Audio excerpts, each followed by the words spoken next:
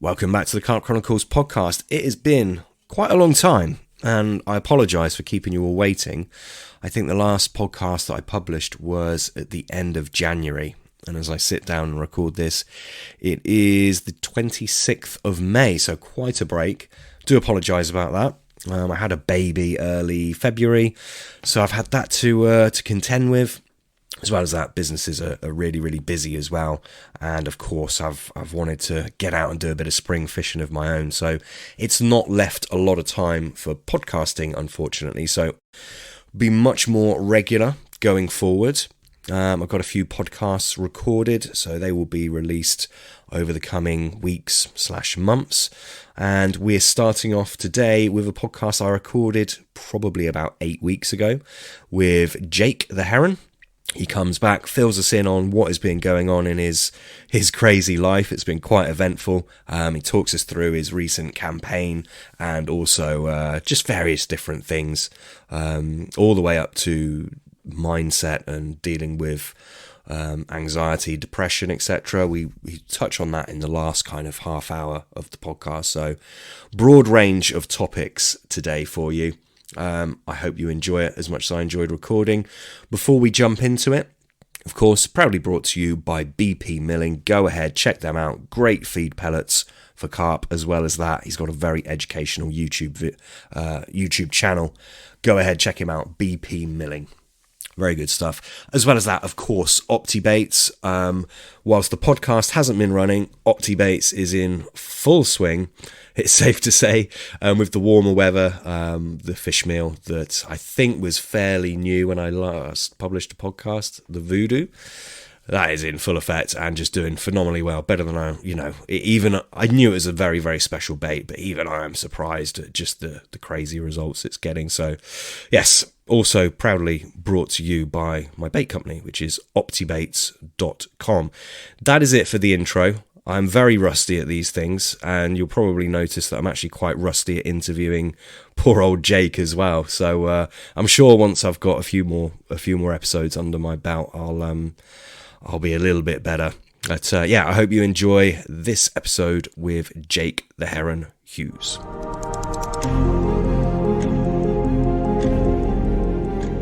You joining me in a drink tonight, Jake?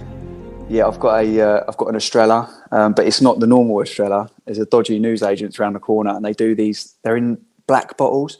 The bloke reckons they're Spanish imports. I don't know how true it is, but I think they're a little bit stronger than the normal ones, and they do taste better, without a doubt. I haven't seen those, to be honest. A black bottle. I like Estrella, but I don't think I've seen a black bottled one.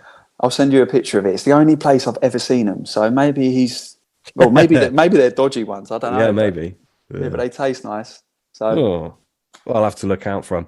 I'm on a Team Valley brewery, and it's called Whatever Next. I'll be honest, I picked it because I thought that was an apt name for this podcast from you, which we'll get into in a little while. But it's it's a localish beer brewed with Herefordshire and Worcestershire hops, which are neighbouring counties to me here in Gloucestershire. So give this a go. Just having the one beer tonight, and I'm chasing it up with a bottle of wine, just trying to be a little bit healthy. Although it doesn't sound very healthy, does it? A whole bottle of wine and a beer.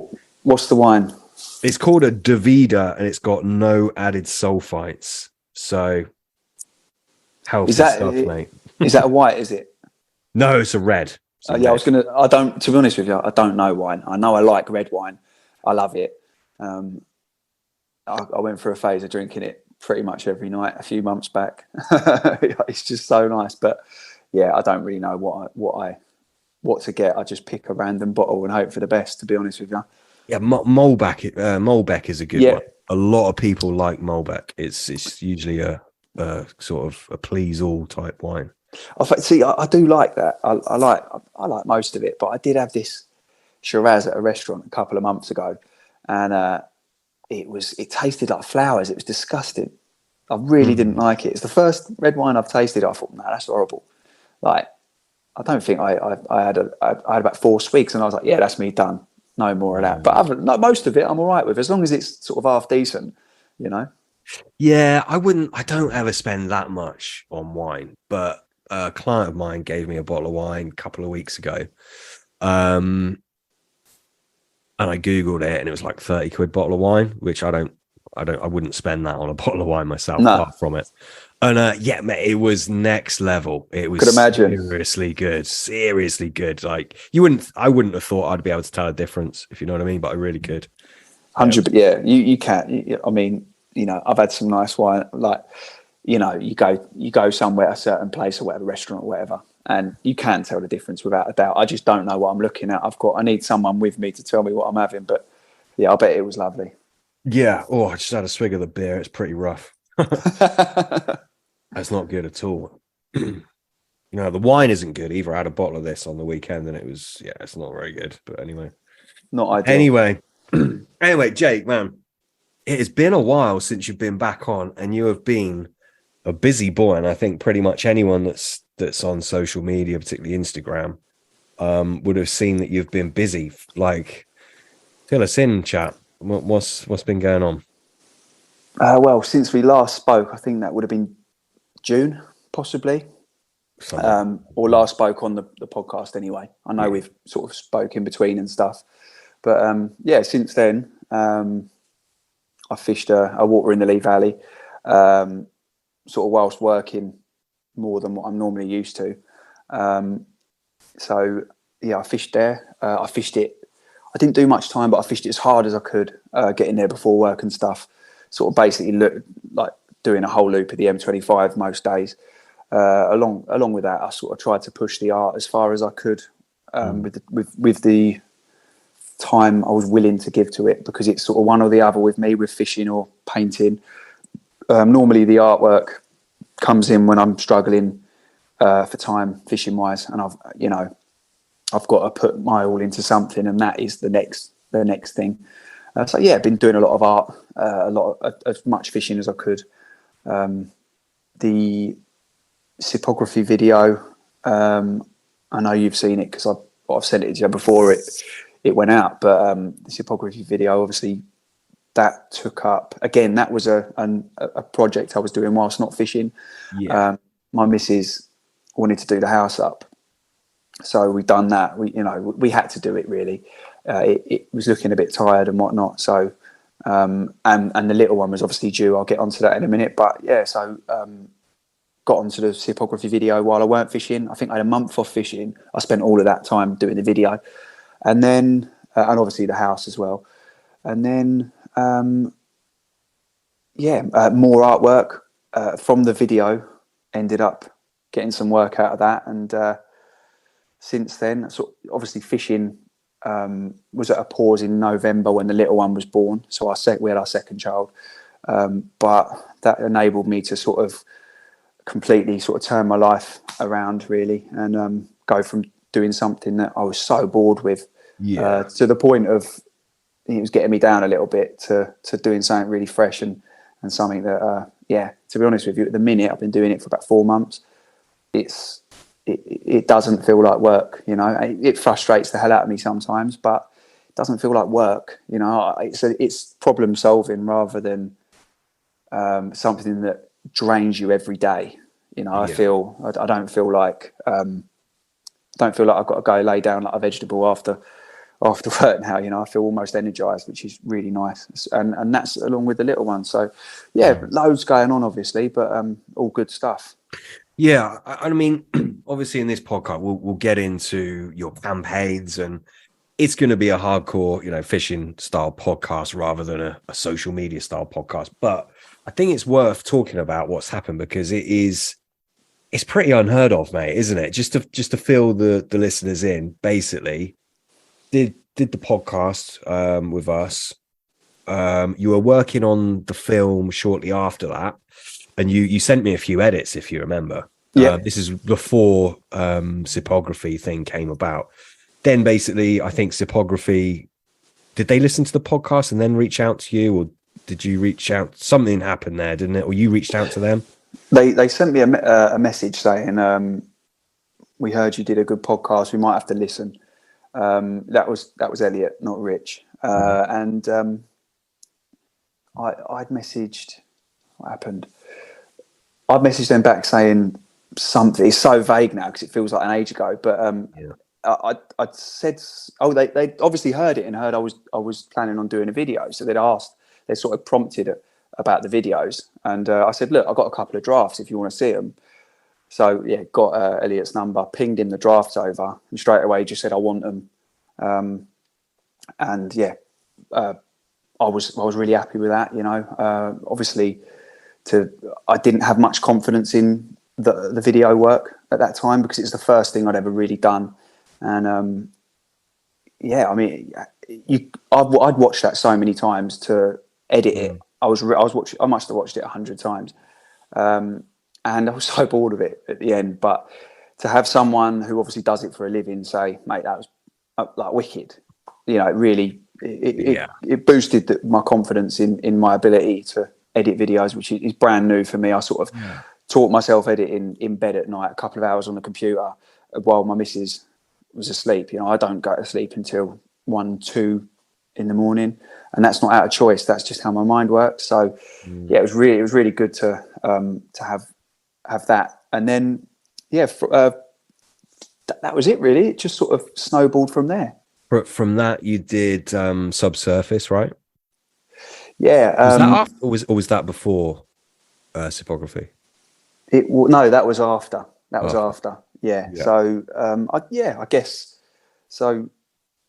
Gaz is a friend of a friend, basically, and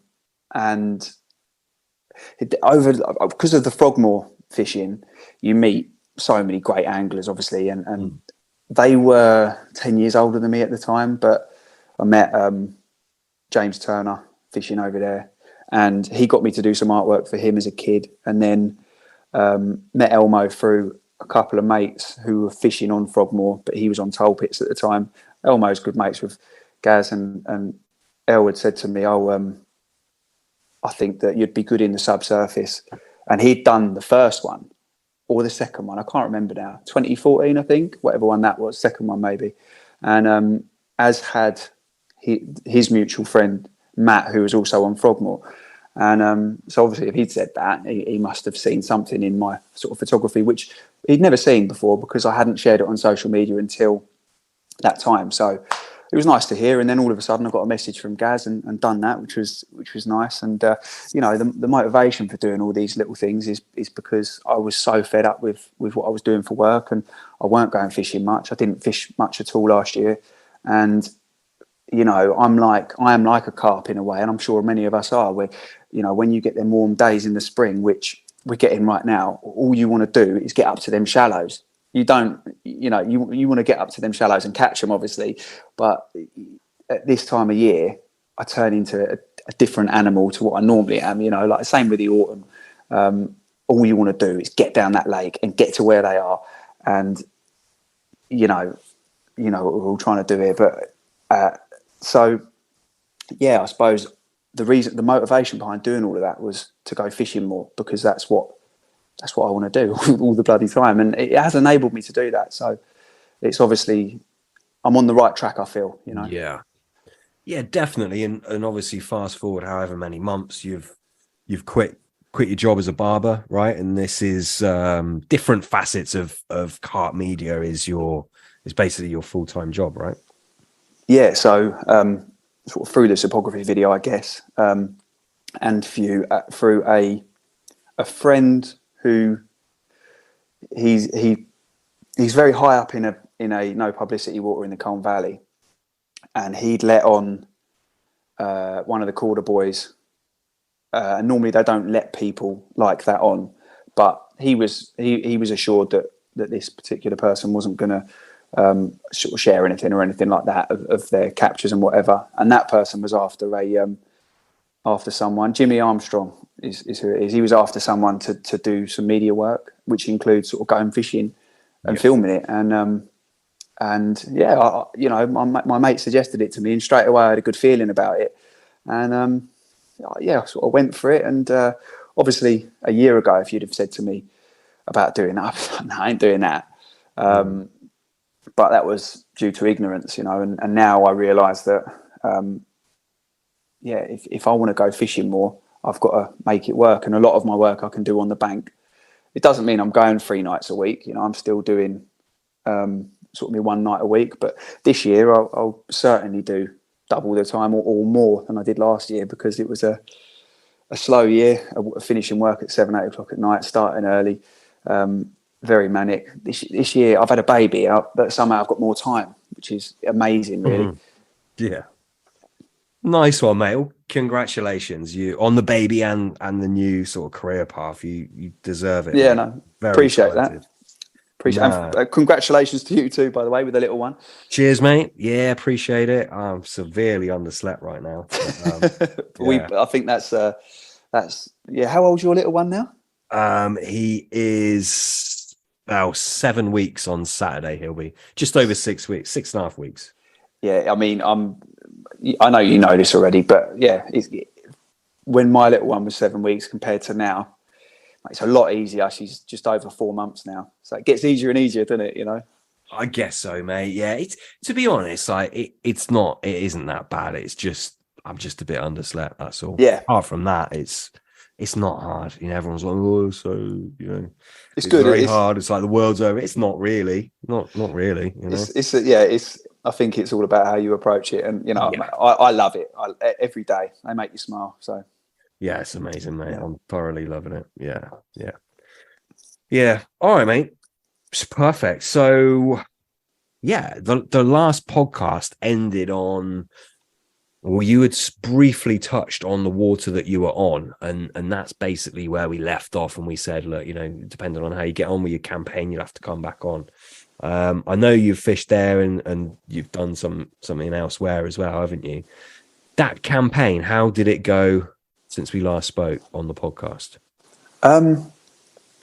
So when we'd last spoke, I just finished up on a water in the Lee Valley, and I'm not sure if you remember, it was sort of bit of a breeze block of a common, and some sort of nice mirrors. So I just sort of finished up on there, and I'd stopped fishing there for a couple of years. I'd sort of done a winter, and then I've gone back to it, and it all sort of happened so quickly, and I was a little bit gutted to not be on there anymore. I just really liked the sort of the Lee Valley feel, if you like, which I don't think many people sort of understand what that really is. And you hear a lot about the Colne Valley waters, and I'd fished some waters in the Colne Valley, some proper ones as well. And you hear about the waters in Cambridgeshire, and although I haven't done much up that way, I've been up that way. You hear about Oxfordshire, never been there, you know, but you get all these sort of, there's almost an atmosphere to these places. Same with the Cotswolds. Again, never been over that way, but I'd love to, because of what you hear and read and whatever else.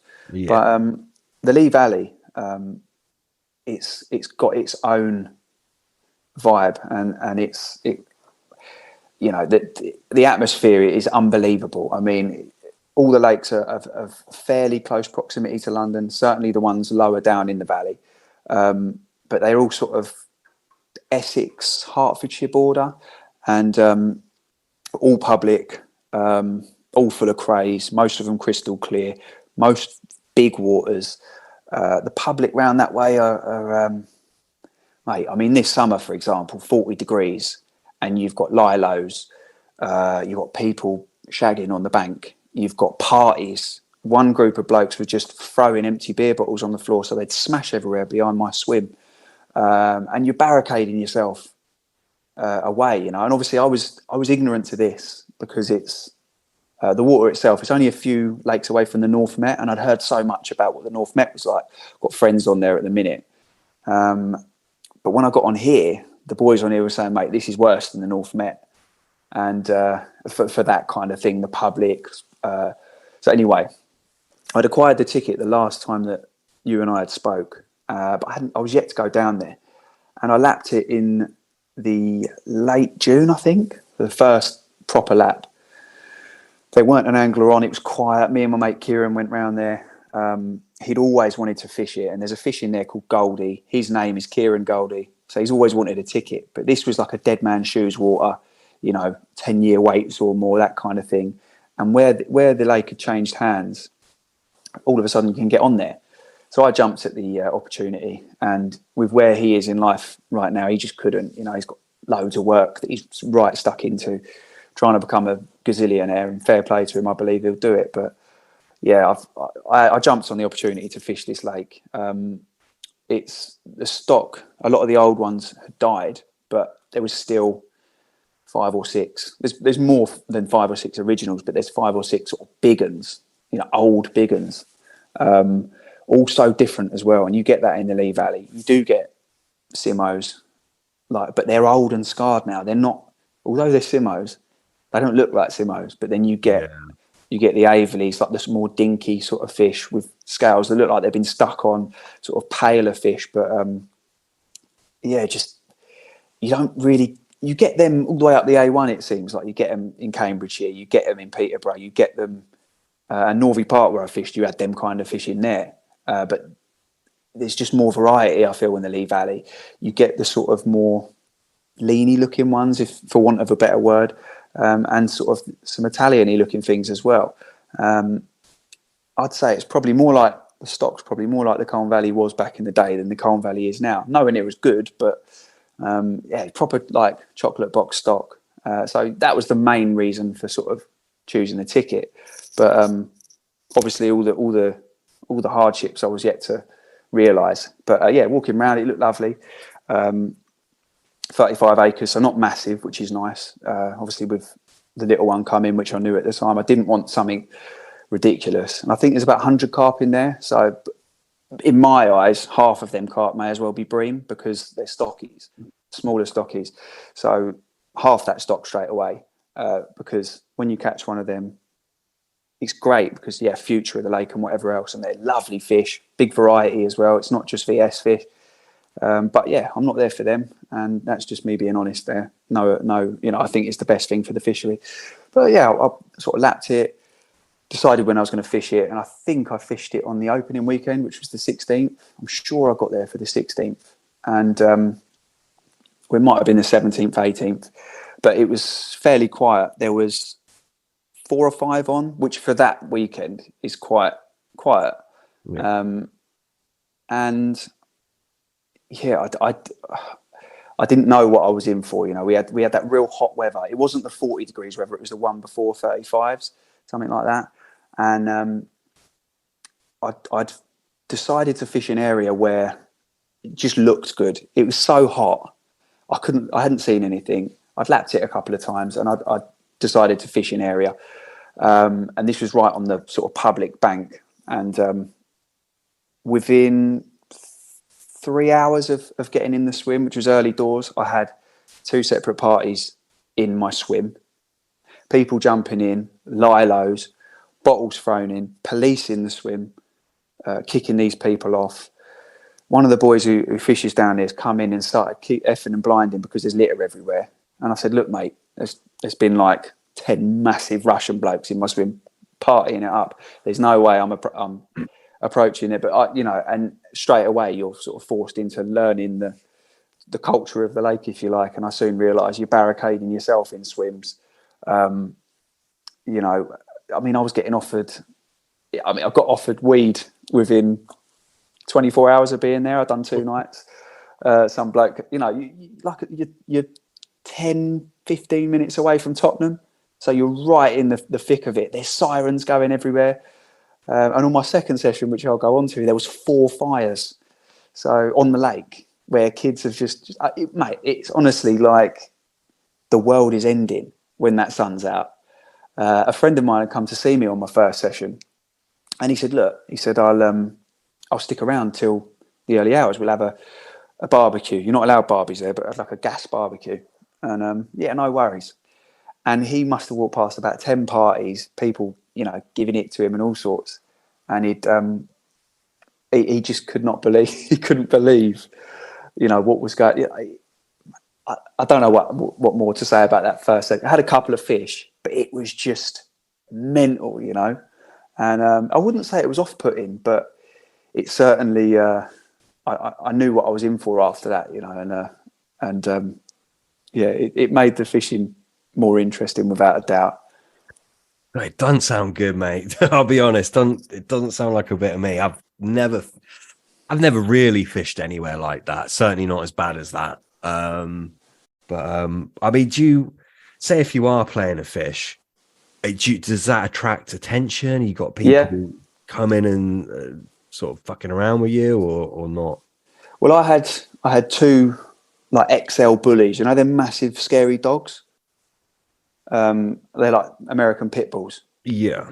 So I had two dodgy looking blokes the other day walk into my swim with these two massive dogs, and you caught anything, bruv? I said, no. I said, I've only been here the night. You've been here all night. You ain't caught nothing. And I thought, I'm glad I'm not doing another night, because these two, if they wanted to, they got a couple of bear-looking dogs. You know, Yeah. they could rob the hell out of me. But yeah, you know, you get, just for being a fisherman, you get the attention from everyone. It's strange because early doors you get the dog walkers, plus some sort of wrong-uns, some sort of almost crackheady looking people. Every morning the same ones go past. It's really strange. And then throughout the day you get the parties come. But the good thing about it is that people get pissed off with it. The anglers get pissed off, and there's nothing they can do. It's public. What can you do? You can't do nothing. You know, and you've got a train line next to the lake as well. So if someone's got a new ticket and there's a train going past every, I mean, these trains are going in and out of London, so every 5 minutes you've got. I'll just stop there for a minute, because when I last fished here, which was last week, I've got a video on my phone of someone getting arrested outside the lake. You know, it's not just. I fished loads of public waters over the years. Frogmore was public, and that had a few wrong-uns about, and it was a bit scary at night. But we were kids. It was very dark and gloomy being a smaller old pit. You know, and the otter pit was public, and there's loads of public like waters I've fished, but this is on steroids. But going back to what I was just saying, if you've got someone who's just got their ticket and they experience that, it can very easily put them off. Trains going non-stop, and I love that, because once you're barricaded in, like I'll go to my next session. So between that, I had a couple of fish the first session. So I've done 2 nights, I had 2 fish, stockies. But I was happy with that. It was just nice to get off the mark, I suppose. So the next session, I'd done my mate Luke had come down on the final morning of my first session, and he'd said, "Oh bloody hell, this is it's nice down here, isn't it?" But he hadn't seen all the parties and that, and so he'd said, "I'll get a ticket, I think." I was like, "Yeah, mate, it's wicked water, you know, get a ticket." So he's got one. So next session, I'd done a night with him. He'd had a couple. One of them was an original as well. So I thought, yeah, I'll just go next to him, you know, have a little social. We've never fished together, being mates I've known him since Frogmore. And I've been cutting his hair for the last 6-7 years. So yeah, I thought, yeah, have a night, have a couple of beers. And that's what I wanted to do this year as well. Knowing the little one was coming, I wanted to go and have fun with my fishing. I didn't want to take it as seriously as I have through the years of just going by myself, no socials, limited time. So them sessions have got to be by yourself, the head right in it. So I wanted to have fun with it, and I did this year, which was really nice actually. But I was able to sort of still keep my head in the game, and I think the nature of the lake allowed me to do it. But done a night with him, the next session blanked, and then the session after that was when we had that 40 degrees weather. So I was going every 2 weeks at this time, just because of how work and family ties and whatnot was falling. And on that session, that was my 3rd session, but I'd done 4 nights. My missus goes to Cornwall every year, and every year, I won't be doing it this year, but every year she goes to Cornwall, I do my long session, which is normally a 3 or a 4 nighter. And yeah, I was really looking forward to it. I was lapping it, and I was fishing before work as well. So I was getting up at sort of 3 o'clock on the lead up to this session, fishing till about 7, and then going from the very easterly sort of point of the M25, the Lee Valley, and driving all the way around to the Colne Valley to go to work. So I was working in a barber's in Watford. So that's sort of right near Toll Pits, and yeah, Toll Pits, what other waters around there? Sort of Bury and Stockers a little bit further down, but you know, right in the Colne Valley. So I'm going from one end of sort of the M25 to the other. And I was going there before work, fishing, 2 or 3 hours here and there, pre-baiting as well, little edge spots and stuff, just trying to work out where they were really. And I'd noticed them showing next to this big island. And yeah, I always like the look of that zone anyway. And yeah, I decided to do the 4 nights, got down there. Obviously, I'd seen them in a certain area, got there early doors, and I'd seen, but my barrow wheel had blown up in my car because it was so hot the day before. So it just gone bang. So I had to go to the lake, work out where they were, and luckily they were showing where they had been for the last couple of weeks. And yeah, went, like, found them, thought, right, I'm fishing here, run to the closest fishing shop, get a new barrow wheel, get back down there.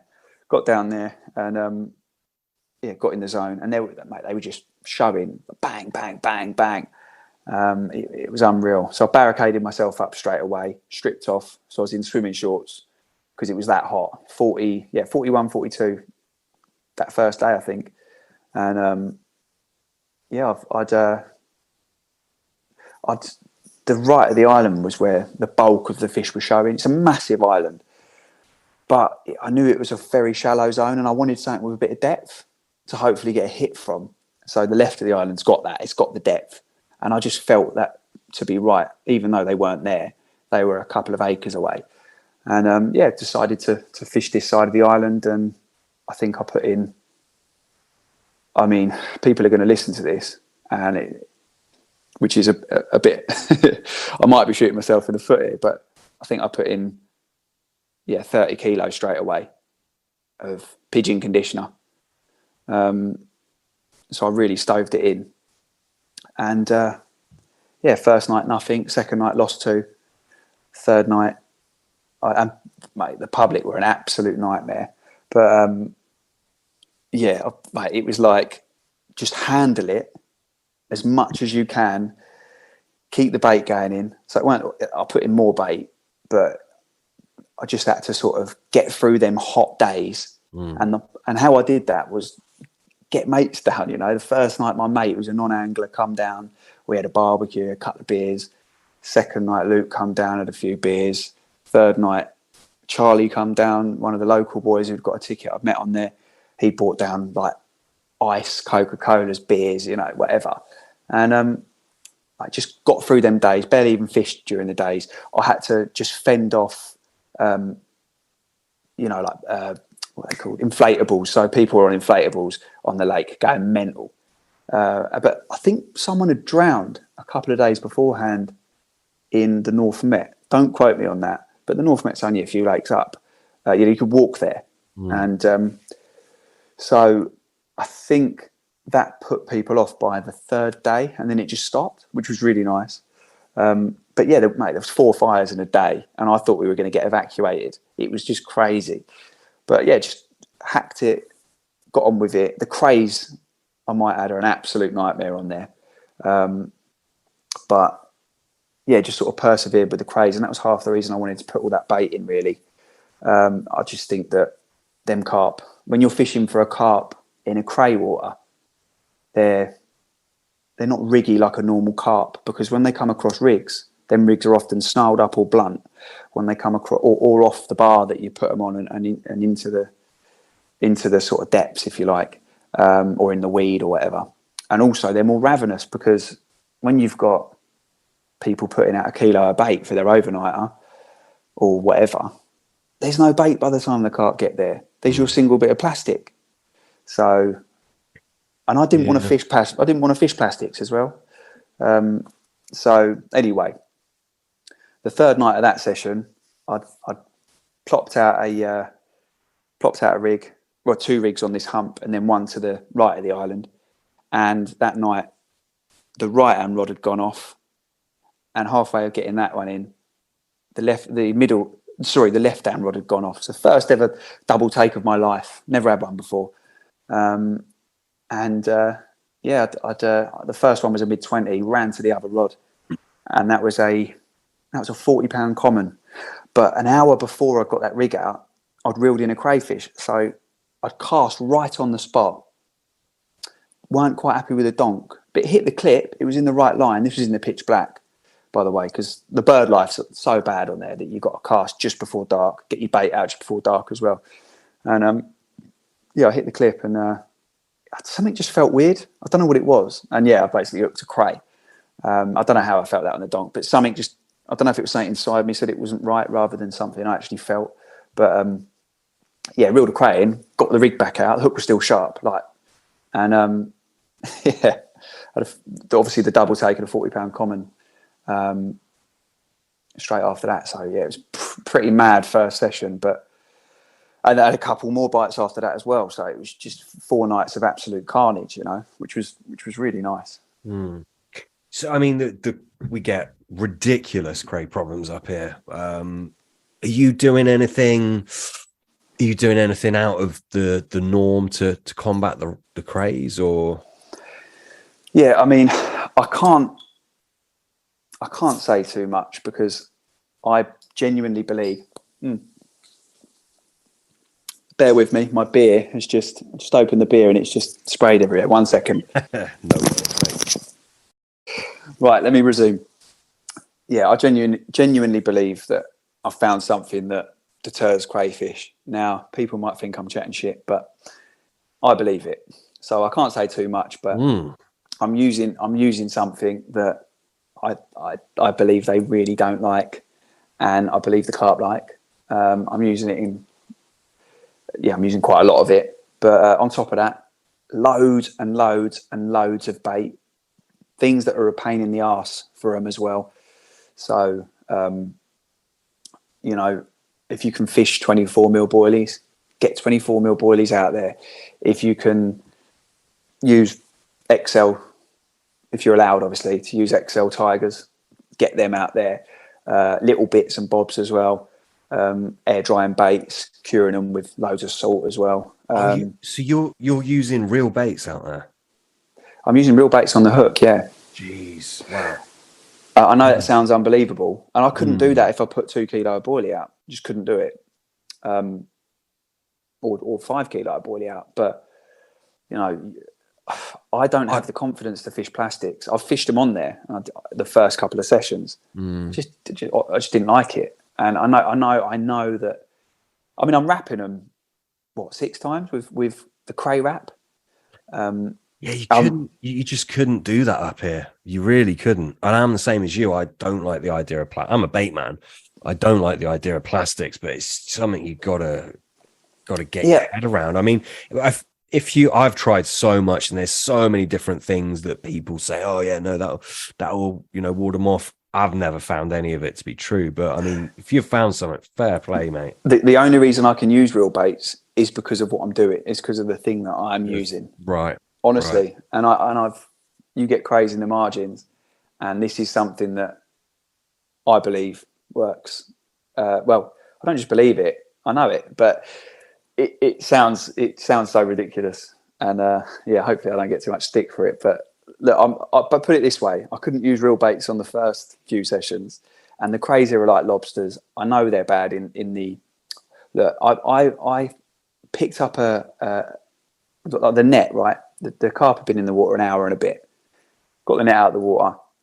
Crays all over this net. This carp had crays clinging to the mesh where they'd obviously. There must have been 60 of them. It was ridiculous. They're like lobsters. And, I said to my mate, I said, have a look at this. He's a non-angler. I put a bit of gristle from the steak in the edge. And within, I don't know, 2 minutes, it was completely gone. We then done the same with that jerk chicken. There's a restaurant local, jerk chicken bones. They obliterated it. Yeah. And I think that particular year they were probably worse because of the hot weather. But I think anywhere that's had crays in for a long time, when they're really bad because the weed goes and the clarity goes. They decimate everything. They literally decimate. And I don't know. I've heard they're really bad in the Cotswolds, but ridiculous. Mate. Look, are they as bad in the Lee Valley? I don't know because I've never fished the Cotswolds, but a lot of the Lee Valley boys will tell you they are. But they might, they might not be. But the only reason I could fish these baits is because of what I was doing. But yeah, obviously I was making it. I was curing them in salt, cork balls in salt for a long time, and then wrapping them up big time. But yeah, I couldn't have done that otherwise beforehand. But I can't give that one up. I just can't. No, no. Don't. Absolutely, mate. Maybe you can tell me off air though. But Yep. yeah, don't. You can't. You can't, if you've got an edge. I mean, and that people talk about edges a lot, don't they? But if you've got something that genuinely does mean that you can put real bait out and the carp like it still, that's phenomenal. Because Yep. I'm guessing the other boys on the lake aren't using it, right? I highly, highly doubt it. Yeah. Highly doubt it. Yeah. Yeah. Good on you, mate. Anyway, sorry, I've taken you off No, no. of course. So this is like a one-off longer session, is it? Yeah. So every year, my missus goes to Cornwall, Yeah. and I gear up in the summer. I'll gear up for this session. The last couple of years with COVID, like the lockdowns, all that rubbish, I took them a little bit too lax. I was probably just turning. And one of the lakes was in Peterborough, so in 2020, I'd done well. I caught a few, but this one I really wanted to sort of milk it for everything, and really, that's why I was going there leaving the house at 3 a.m. before work most days and doing a couple of hours fishing just to see what was going on, really. And so it was a 4-day session, and I knew that I wanted to give them some, because I felt that they're never satisfied, them carp, because the crays decimate everything, and I wanted to know where they were to enable myself the longest sort of period of time on this bait. It's no good them getting on you on the third or the fourth morning when you're leaving. I was lucky enough to have a couple of bites a night for the second, third, and fourth night. So, but yeah, everything was geared up to that. And then after that, I knew that I was going to struggle to get out, which I knew I really needed to sort of do everything I could to, and obviously like stiff rigs. I know I said last time about not using Ronnies, but mate, for the crays, they're great. They really are. There's not a lot that can go wrong on them. If you're using a hinge, they can very easily bend that material. Yeah. If you're using sort of bottom baits or whatever, obviously they can screw that up. But yeah, the Ronnies are bloody good for the crays with a stiff boom and a sort of beaked point. So yeah, lesson learned there. I'd slagged them off for a long time, but I'll take my word back. Everything's got its place, hasn't it? And yeah, I'll use them. I'll use them if I have to. I don't. It's not my favourite rig, but I'll use them if the crays are about, without a doubt. So yeah, I sort of done that session. Loved it. It was wicked. It just, you're always amused by something, and it really got me sort of fired up for the rest of the year on there. But I knew I couldn't get back for a couple of weeks. But I was all right with it. Like having the little ones and stuff, I'm quite happy to go, right, I've had some success now. It's time to put some effort into them. And on my next session, which was 2 weeks later after, this is where I began to sort of do the house up and stuff. I was going as hard, 2 weeks of going down there, probably twice a week before work, working out where they were, working everything out, pre-baiting as well. So I was putting in certain zones where I believed they would be. And this is the best thing about this lake is that you'll do well if you don't use your eyes so much in the summer and the autumn, and if you can work out where they're going to be rather than where they are. So you'll find them somewhere, but that's not necessarily where they're going to be at night. And the longest feeding period is the night. They feed from the minute it gets dark till an hour or two after first light.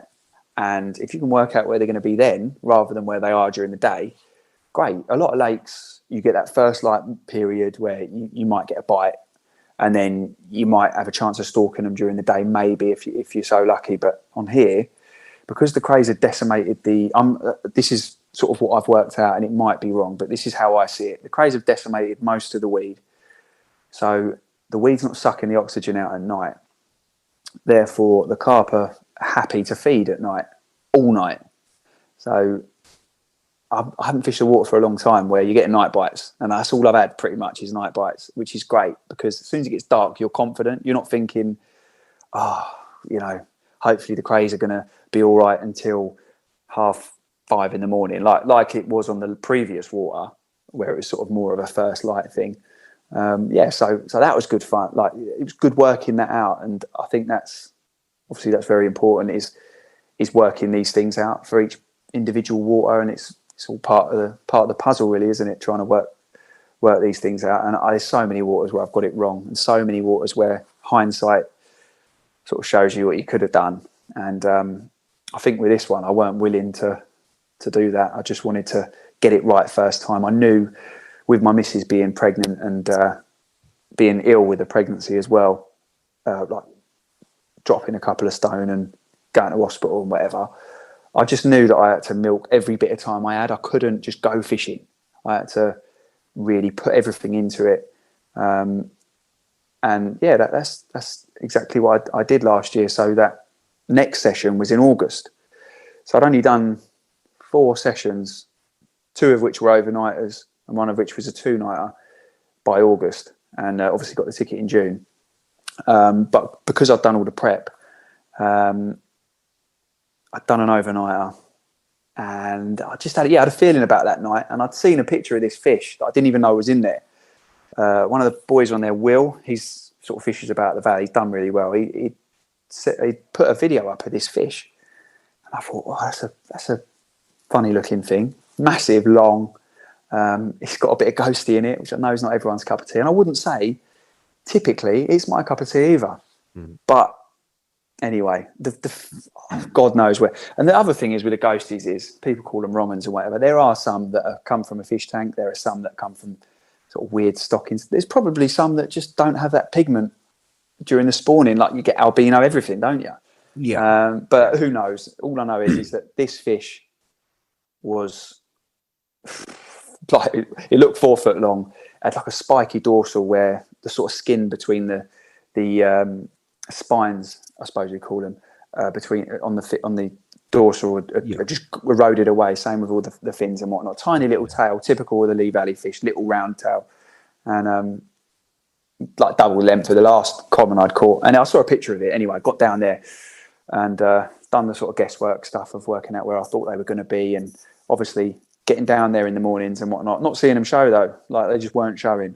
And the guesswork sort of come right. I baited a zone that I felt sort of correct for the time of year and whatnot. A big old hump, get a couple of rods on it, and done that overnight. The next morning, I had another 40. I think it was like £40 10. This common, but it was a fish known as the koi. I wouldn't call it a koi. I call it a ghosty. But mate, honestly, on the bank, it was impressive. You know, it's like such an impressive fish. So, whatever you think about ghosties or whatever you want to call this one, mate, throw it out of the way. I don't care. I was impressed with it. It was longer than my mat. It was ridiculous, the fish. So, it was nice to catch that one. And I had no idea that it existed until, I don't know. But the other thing with it fought so hard that I think, mate, I could have had a fat old Simo in it. You have to respect that fish. When they give it everything, I don't know about you, but when you have a good fish and it doesn't really fight, the buzz is not the same. When you've had something that's really took everything out of you, because I'd lost one, my last bite, I lost one in a snag. It's probably a shopping trolley or something under the water, nowhere near any islands or anything else. And I'm fishing braid, fishing strong leaders in the hope of, you never want to snap up. And I'd lost one. And this thing, I was aware of that, obviously, of losing that fish, but mate, it fought like it was like a double decker bus on the end, bombing it down the M25. Yeah, I think the ghosties do. They're not my cup of tea at all. But they seem to, for the weight, I don't know if their skeleton is somehow different or they're less dense. They seem bigger for their weight, certainly longer. It's rare. They fight like fucking crazy. I've had the same thing. It's rare that you get a fat ghosty, isn't it? So, it is. Yeah, although actually there are. Yeah, it is rare, mate. You're right. You are right. But then if you throw our sort of preconceived ideas about ghosties and ponds and whatever out the window, and you take that fish for what it is, like it's a fairly pale fish. It's got like golden scales, don't get me wrong, but like it's as long as anything. The shape of it unreal. The mouth perfect, old as anything, you know, and it scrapped big time. Like, the reality is, if you take it for what it is and throw the carp angler out ideologies, which I hold, out the window, it's very impressive, you know. But I understand that, you know, I understand the other side of it, because I've said it myself, especially like a proper koi, not really my cup of tea either. And each to their own with it. But yeah, if there's another one of them in another lake, I'd want to catch it. Put it that way. You would or you wouldn't? I would, yeah, I would. After this thing, because the buzz was unbelievable, and that's, you know, if you throw away all the sort of boxes we put these carp into, you do it for the buzz, don't you? You do it for the feeling that you get, of course. You know, and the feeling was far better than that common I had the week before, and it was far better than.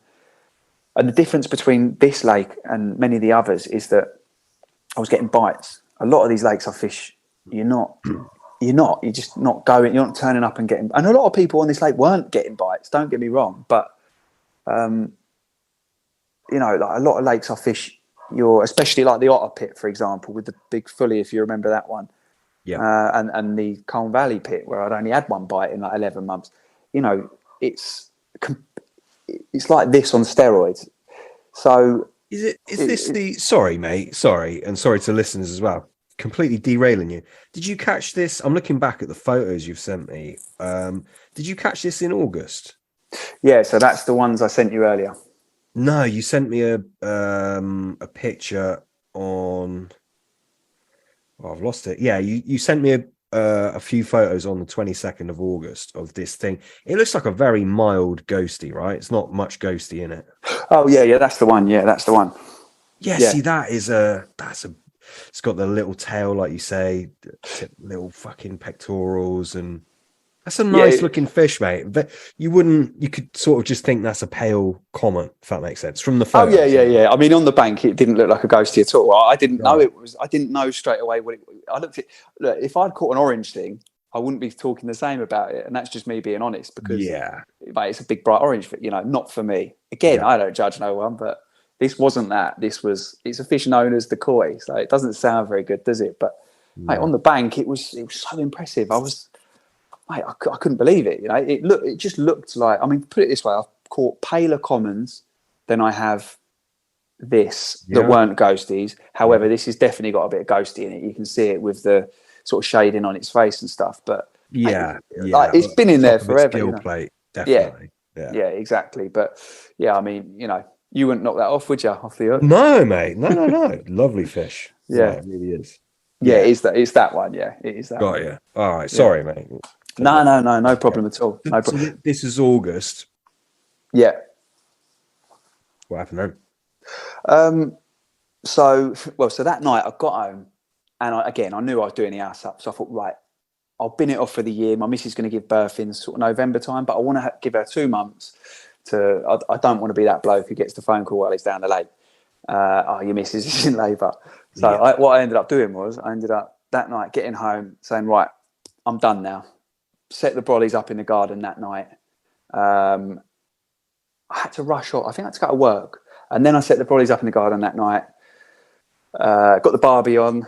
My missus was going to a wedding for a couple of days. And me and my little one, she's like 4 years old at the time, 4.5. We had a barbecue in the garden, slept outside.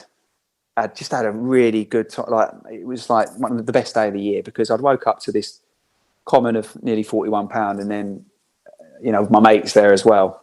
Luke was there taking the photos and whatever.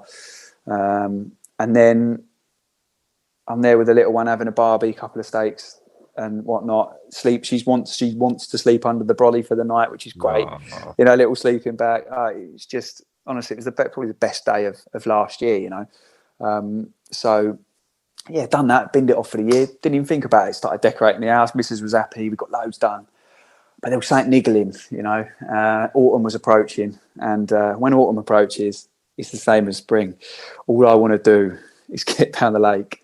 And yeah, like it's something that overwhelms your thought 90% of the time. When you're at work, you're thinking about it. When you're talking to your missus, you ain't even listening to what she's saying, which is terrible. but this is the illness that we all hold, as you know. And I'm sort of sat there day in, day out, trying to paint, trying to keep my head away, but I just couldn't. So I had a job interview. I just sent Elliot the video, obviously not thinking anything of it. And I had a job interview at EasyJet in recruitment that my brother had sorted out, my twin brother. I was so down by cutting hair, it was doing my head in. At this time, I was lost. I had no direction. And I was thinking, oh, mate, if I could do a 9 to 5, I'd go fishing more because I'm not working all the days and I'm finishing at 5 and I'm starting at 9 and a couple of days from home, blah, blah. And, the motivation's always fishing. But you've also got a missus who wants to go on holiday 2 or 3 times a year. And that's her version of fishing. She don't have hobbies. She looks after the little ones and she does a great job of it. And you're trying to balance it all. But I can't balance it all. I'm all or nothing. So I never want to stop fishing. But sometimes I've got to say to myself, you have to. You've got to get life on track. And then you can go all guns blazing, screw it all up again. And luckily, my missus is fine with that. She don't ever go at me. She's cool with it. She says to me, when are you next going fishing then? Because she knows that I need it for me, which, I wish I didn't need it at times, but that's just sort of how I'm wired and how many of us carp anglers are. But September had arrived and I thought I could milk another night, but I had a job interview the next day and I'd had a friend of mine call me and say, look, I don't know if it was Luton or someone else, but I lived right near Luton and there was a football team staying in the Luton Who. And they've obviously footballers earn loads of money. So he's like, look, mate, I'm a barber by trade. And he said, if you want to go and make a couple of grand, he said, go to the Luton Who now. I've sorted it out. You go cut all their hair. And this bloke, he sells high-end aftershave. He calls them perfumes, unisex perfumes in Selfridges and Liberties and place it all around the world. Like he's his own brand. So he's linked in with these kind of people. I'm a bit of a caveman and I'm not like that, but I was always good at cutting hair, really good at it. So you'd end up cutting these kind of people's hair. And he's rang me and I'm barrowing around the lake and I knew where these fish were because I've been walking around and whatnot. And he said, Jake, do you want to make a couple of... And I thought, I've got this job interview tomorrow. I've got the opportunity to go and make a couple of grand right now. But, that was it. I'd got into the swim. I just thought, right, don't think about that now. Got into the swim. And I just so happened to be looking on the corner of this island, which is, if you're stood in the swim, you can't see the corner of this island. You've got probably 15 acres of water around you between 3 islands. And then the remaining sort of part of the lake, left and right, you can't see. But as I'm stood out right at the water's edge, I've looked left and I've seen a real big un show. And I thought, I just can't. I can't go and make all this dough. And I knew I had a job interview early doors. I think it was at 9, I think. Anyway, I've got the rods out. I've got the... trying to think of what night. Got the rods out, got out the usual stuff, plus I've got out a bit of salt, load of maggot, load of boilie, anyway. And I was really confident. I've seen fish in the zone. I was just confident. So anyway, I think 1 o'clock I'd caught the rods ripped off. And I've got Neville. I've had Nevilles for years, but I've pissed off with Nevilles with the cray lakes because it's just constant bleeps all night. Yeah. And although I'm not getting crayed, you get and walk through the lines, and especially with that sub braid, and mate, it was doing my head in. So anyway, I got these Nash alarms, and they were bloody good. I'll tell you that. And it's just first one toner on the lake, absolutely ripped off at 1 a.m.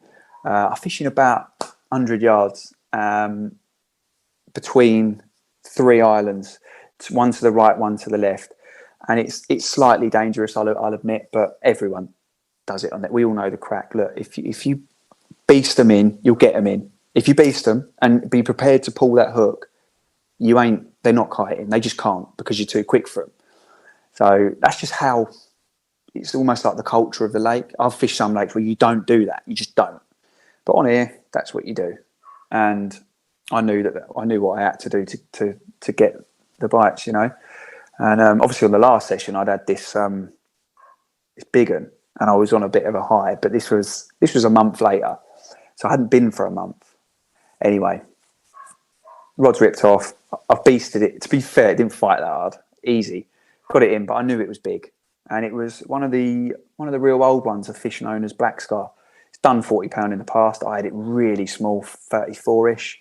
But a real old Simo, one of the old Simos in there, big fat thing with a big, it's called black scar because it had this sort of bullet hole through both sides, a real big open wound, and everyone thought it was going to die, but it lived to tell the tale, and 10 years on, it's still going. But yeah, it's one I wanted without a doubt. You know, I love, in my fishing, I love variety of carp. I like to catch. I like to look at the album and go, I've caught a bit of everything, you know. And at the minute, for example, maybe we'll get onto this later, but at the minute I want a pretty one next. I want to go somewhere else where I'm fishing for fish like that were in the reservoir I spoke about last time. I probably won't remember that, but so the motivations are all about, for me, are all about the variety of carp. But going back to the rod's ripped off, got it in, black scar, great, like caught me big mirror for the year. But there's a bigger one in there, and I want that one. I really want that one, and it hasn't been out yet. So anyway, that's I've gone to the job interview the next day. I was out of there by 8 o'clock. Gone to the job interview, absolutely knackered, but obviously over the moon. And my brother, who works, so he threw me a load of questions beforehand, and I couldn't answer them. I was so tired. He was trying to sort of gear me up for it, and I'd had about 7 coffees just to try and, because I was like, my eyes were closing. I hadn't slept all night. I'd done the night shots as well, so I had someone come down who lives about an hour away and done night shots. Didn't want to retain it all night. It's an old fish, and anyway, weren't very hopeful about the job, but ended up getting the bloody job. Yeah, what I should have done was just not turned up to the interview because I didn't take the job anyway. But yeah, went back a week later. I said to my missus, look, I just have to do one more night. I know I said I'm going to bin it off. I have to do another night. And yeah, got down there. I didn't even, that week, I was so busy, I didn't even lap the lake. I just got in that same zone. I find in September, they start harvesting zones that they haven't milked all summer. So they've done a lot of the bars and the humps and the shallows, plateaus and whatnot. And they start to focus on the deeper water. And what I started doing was finding some depths, you know, finding a bit of depth. It's a shallow water, but you can find deep holes and stuff if you really, you know, get that marker float out and whatnot. And because they were in different areas during the day to where they are at night, I could get away with it. Could get away with markering up in the daylight because I thought there's no fucking fish here anyway. But obviously on that last night I did, it was sort of approaching evening time. They were beginning to get in them night zones. So got there the next week with good time. So I knew I could marker it up, find these spots perfect. I think I got there about 2 o'clock or something a week later. And no, it was 2 weeks later. But anyway, I hadn't managed to get down there, more decorating and whatever else, all that rubbish. And yeah, got back in the same zones, loads of bait, 3 rods out. And yeah, giant display. My mate Will had come down, who I fished Frogmore with, and he'd got us a curry in. So we had this lovely curry. I was confident as anything. And it was just a perfect evening. They were showing, and he was the first person I'd showed this topography video to. So I got my phone out and showed him, and he was like, mate, this is fucking wicked. Like, and I started to think, well, I'm quite chuffed now that I didn't take that job last week or the week before, because I was beating myself up about it, you know, good dough and all that, but I sort of felt I was selling my soul a little bit. So I started to believe that, yeah, you know what, and the confidence thing was building, you know, with that side of things, and I think everything was aligning perfectly. Like that night, I saw these 3 stars. It was crystal clear, and they were in this line. They weren't planets like I've seen in the past. And I got a picture of it on my phone. It just looked unreal. I just knew sort of good things were to come. Like, and whether you believe that because of superstition, or you believe it in your head so it actually ends up happening. Yeah, self-fulfilling prophecy. Yeah, exactly, the self-fulfilling prophecy. You know, you're obviously, you know, if you're able to see opportunities where maybe some don't, they will arise purely because you can see them. So it's not about luck or anything like. It's about keeping your eyes open when maybe some might not, and that goes for your fishing and everything. And look, I'm not saying I've known this forever, because I haven't. You know, I'm 28 years old. I'm a young man, but I feel at this sort of age, 28, you become a man. You're a boy until you sort of get into your later 20s. And yeah, it's been a big learning curve in life this last year, but also on the fishing front, like massively. I've always sort of been pretty good with my fishing, but I've never felt like I could contend with. If Scott Lloyd was on your lake, I wouldn't want no part of it, because I think, well, I don't get the time he gets, and he's a million times better than me. Whereas now I go, he'll probably do me, be easy, but I still give it a go. Do you know what I mean? So it's a change in mindset, and hopefully that continues and just, you know, gets sort of reinforces itself. But anyway, going back to the fishing, I showed him the video. Everything sort of felt like it was aligning. And that night, bear in mind, people were on 20 night blanks on there, and someone said to me that if you have a couple on your 4 nights you're doing, you've done really well, sort of thing. I'd had 4 that night, so I'd done the last night of the year, and I had 4, one of which was a fish I didn't even know about, a 35 pounder, and another one was a real old common, one of the real old ones in there, not massive. I didn't weigh it, but I think it normally does around 30 pound. It's got the head of a 40 pounder and the tail of like a mid double. It's so old, you know, when they start losing, they lose their chest and yeah, everything, but they've still got the size of their head and whatnot. Yeah. And anyway, yeah, I had 4 that night. It was great and whatever else. But yeah, we'll come back down in the morning, done the photos, had another double take. It was just unreal. Like, it couldn't have gone any better. And obviously I just knew it's late September now. I left there thinking, I'm done for the year. Like, I'm done. I don't want to be done, but I'm quite happy now to go and focus on what I really want to do in life. And that is more of this. So I've got to sacrifice the next, you know, I've got 2 months probably until the little one's born, if I'm lucky, which I was. So I've got 2 months to go and build the foundations for what's coming next, which will hopefully enable me to have a good year next year, from halfway through the year, once the baby's old enough and whatever.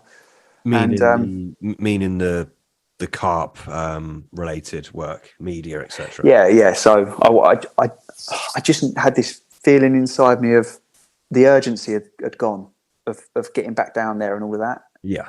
I just thought, right, it's almost like you have to surrender sometimes, which I've done so much over the years, of like, right, you've had a big one, just get home, go and have some fun, take the missus and the little one to the Lake District, or get on a plane, or graft, or whatever you've got to go and do to get life back on track. Because, like I said, I'm all or nothing with the fishing and with everything. And although I could be all the time, I knew that. But there's times when I just know, you know what I mean. You just know, don't you, that you've got to go and, you know. And this was, I've been in a rut for 5 years, and this was time to get more fishing in, time to build them foundations. So next year and the year after and the year, I don't have to do this anymore. I don't have to go, right, okay, stop fishing now for 6 weeks or whatever, 2 months, and you know, graft and whatever else. No, I knew there and then, I knew that I was going to work hard at this video stuff, try and get fingers in as many fishing pies as possible, and completely stop with the barbering. And the plan in my head is to do double the time. Sorry, not double. I want to do 40, 50 nights this year. Last year I done 14, you know, so 14 nights. I had a good year last year, like better year than I've had doing 40 or 50 sometimes, but you know, it ain't enough. Like we're adventurers, aren't we, carp anglers? Like we create this we're not fulfilled by so much by a TV show or a nightclub or the mundane means of excitement, the generic means of or man-made atmosphere. Like, we want to go and find that organic atmosphere and find these sort of adrenaline rushes that not many people experience. Holding a carp that no one else has held, which or that very few have, or being in the teeth of a ridiculous storm, or holding on to your brolly for dear life. But we've all been in them positions that, out of choice as well, by yourself. Like, that's sort of, I think, where you end up finding who you really are, not glued to a TV or a phone or whatever else. And I want more of that. And that's why I'm doing what I'm doing now. It's not for ego or anything like that. It's for that reason. Yeah, definitely, mate. Obviously I think you said earlier you do one night a week, right? So like this year I've done 4 nights so far. I've done 2 in Jan, 2 in... mate. Oh, yeah, you did say that. Sorry, I've completely... Yeah, no, but I'm generally... I try and do a night a week, but yeah, I'll do a night a week until... And I'll push it as far as I can. So I'll do 2 nights, then I'll do a night. Then I'll bin it off for a bit. right. Then I'll, but I think where it sort of comes into fruition, like the fishing, like where you start catching them is I might only do 3 nights a month, but I'll make sure that I do, like, for example, last year I've done 14 nights. That ain't a night a week, obviously. The year before I might have done 30. The COVID year I've probably done 50, which is a night a week.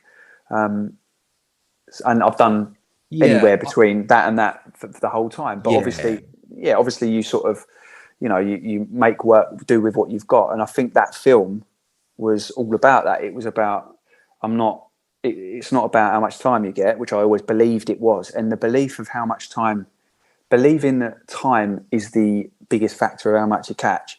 If you believe that in your head, then you're believing that you ain't going to catch nothing because you ain't doing more time. So how about you go, right, well, I've only got this many nights this year, but I'm just going to get down there before work, because when my missus is asleep, that's my time. I can go down there. Why don't you, if she's asleep when you get home from work, get down the lake? Like, if you've got to go down there every day and spend half of your wages on petrol and bait and whatnot, do it. And that's the realization I had, which hence where the narrative of that film come from.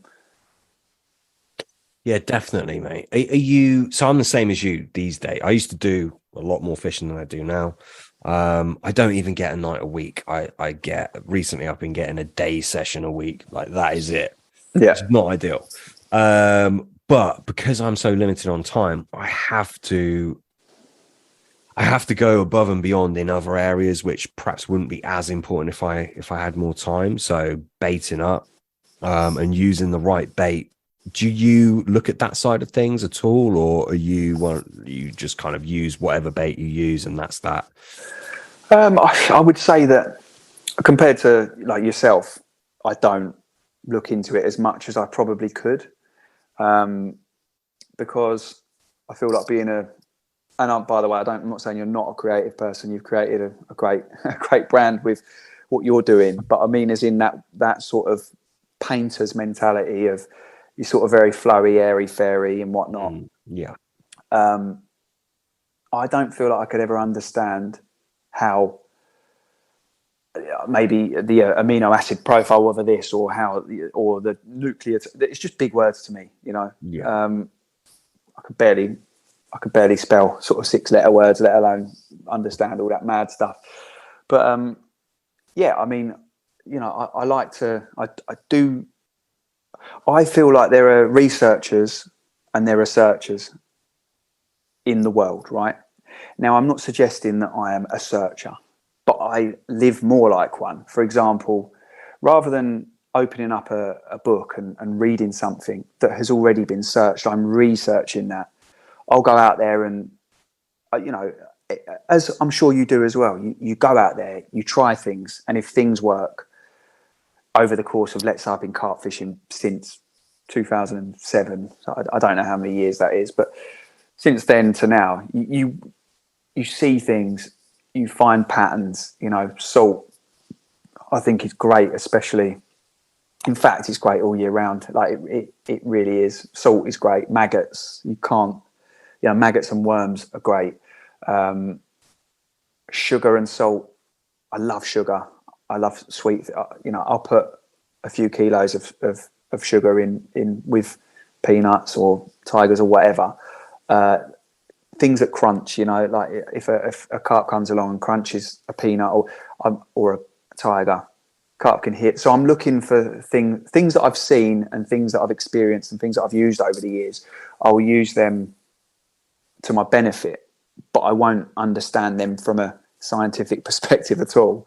However, I feel like I've searched for what's good. You know, my early fishing, and even on the leap it, like the start of last year, it's all in the edge stuff. You're watching them. You watch how they feed. You're looking for certain. For example, if you want to catch certain carp, you might feed them in a certain manner. There are times like with pre-bait where you might give them what you believe is best for them. Like loads of salt. In the winter, I love fishing loads of maggots, loads of worms, whatever else. But I don't understand it. Like let's say like you do, or sort of bait gurus, if you like. Yeah, I think there's crossover. It's 100%, without a doubt. Yeah, there's some of it, mate, that I trial things that I don't necessarily understand, and I don't make sense of it all by any fucking stretch of the imagination. But I think if by what you're saying, I think the best researchers are the people that are going out doing their own research, that are letting the carp tell them what works rather than what, you know, so-and-so is written in a book, if that makes sense. I mean, I think, like you say, if you can cross it over and you can understand both sides of the coin, and you know, you've got it, haven't you? And I don't understand that, but what I can do is you know, when me and my mate were making a boilie, I didn't get it. I just didn't. He got it. He just did. Like, but what I would do is I would go and bait with another boilie. I'd bait with ours, and I would watch the response to ours. And I didn't come up with it. You know, I worked on a lot of things with him. In fact, some things I found out myself. But the initial recipe for the boilie was nothing to do with me. But you know, I went out there to a snaggy nature reserve, no fishing. I did fish it and I did have one on the bait. But I went to a snaggy. At the time, I just had a heart operation and I could walk to this place and I couldn't drive. So it was like a rod mat net. And I'd never fished this place. I'd always lived fairly local to it, but living at my missus' mum's at the time, before we moved in with each other, I could walk there. And so I ended up doing I'd done a night and a few days on there. But obviously I just had this heart op, so I couldn't drive, but I could walk there with this gear. And anyway, I decided no one's going to be here, so I'll watch. And I remember putting down these boilies from another firm. I can't say who they are, and they weren't interested at all. They must have eaten them eventually, but while I was there, they didn't. I went back. It could only have been a couple of days later because I didn't work for about a month where I'd obviously had this op. And mate, I put 7 baits in. I remember put 7 of these baits in, and they'd been air drying in my car, so they weren't. They couldn't have been, initially that attractive. No. Or at least from my, unexperienced perspective. But they were dry. They hadn't taken on any water. Anyway, after a while, these baits. The carp were always in these set of snags. Like, they didn't have to leave. They weren't being fished. And anyway, I've got videos on my phone of these fish absolutely ripping apart. It was almost, it must have been going through them so quick. And they were coming back and they were eating where they'd probably shat or what. Mate, they went mental. Like, I couldn't believe it. And, does that have any legs? I don't know. But from what I've seen, I was confident with that bait. I didn't use it for very long because we didn't have the means to produce it to sort of mass produce it. We did in the end, but by then I decided I didn't want to do it anymore, and obviously ended up using. And I don't just use boilie; I use other bits and bobs and whatever else. But I mean, the bait that we were making was like an artisan sort of bait, if you like, and I feel like I'm not going to say ingredients because that's his now, not mine, but I feel like I semi-understand why that worked over, let's say, your 50-50 Semo with a little bit of fish meal and a random flavour that its chemical composition is useless and doesn't, has got absolutely nothing. A carp might even find it repulsive, but by the time it's sort of leaked out of the bait, it might, they might want to eat it after that kind of thing. But yeah, I mean, this one we weren't using a flavour as well, and not that flavours we use flavours in other products, but yeah, that for me gave me the confidence to use that, and I caught carp on it, quite a lot of carp on it, not as much as I would now with the Baitworks gear because I've got access to. I get it at a decent price, and I can fill up the freezer, and I could put in 20 kilos and not worry about it. I've never had that luxury before because it's either go to the shop and spend whatever, or go to, we'll knock a load up, but with the costs of machinery and ingredient, not even worth doing, Yeah. But if I'm going to use something that I can order, I can get a load of it on time. I can order as much as I want. I can get pretty much any size I want, and I've got 4 baits to choose from, and I can make my own call. But that'll do me, And the cell caught the Burfield Common. I'm not saying the cell's a bad bait. I don't know what goes into the cell. However, I don't believe it's the best bait out there, mate. It's caught so many big carp, but the ultimate sort of, the carp that everyone would love to catch. I mean, I wouldn't say it's my favourite, but if you asked 1,000 carp anglers, what is the one in the UK, it's probably the Burfield Common. That got caught on the cell.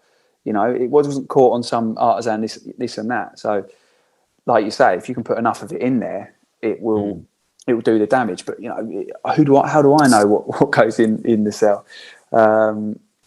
But yeah, I mean, and I'd imagine the stuff you're using from Baitworks is more artisan than that. Oh, without a doubt. And this not that I'm shitting over the cell. It, as you said, the cell, mate. The cell. I remember when the cell come out, and we'd pay $10.99 a kilo, and we'd fish a local club water.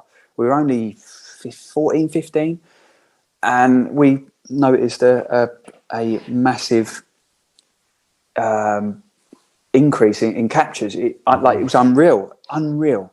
And I'm not saying it's because it's a wonder bait. I think at the time you had a lot of anglers using a lot of shelf lives, a lot of real dodgy ones, like they've probably been in a fishing shop for decades, not decades, but you know what I mean. It's different. The bait world's completely different now. But yeah, but sort of what we were alluding to I think that I'm more of a searcher than a researcher, and I'll try stuff.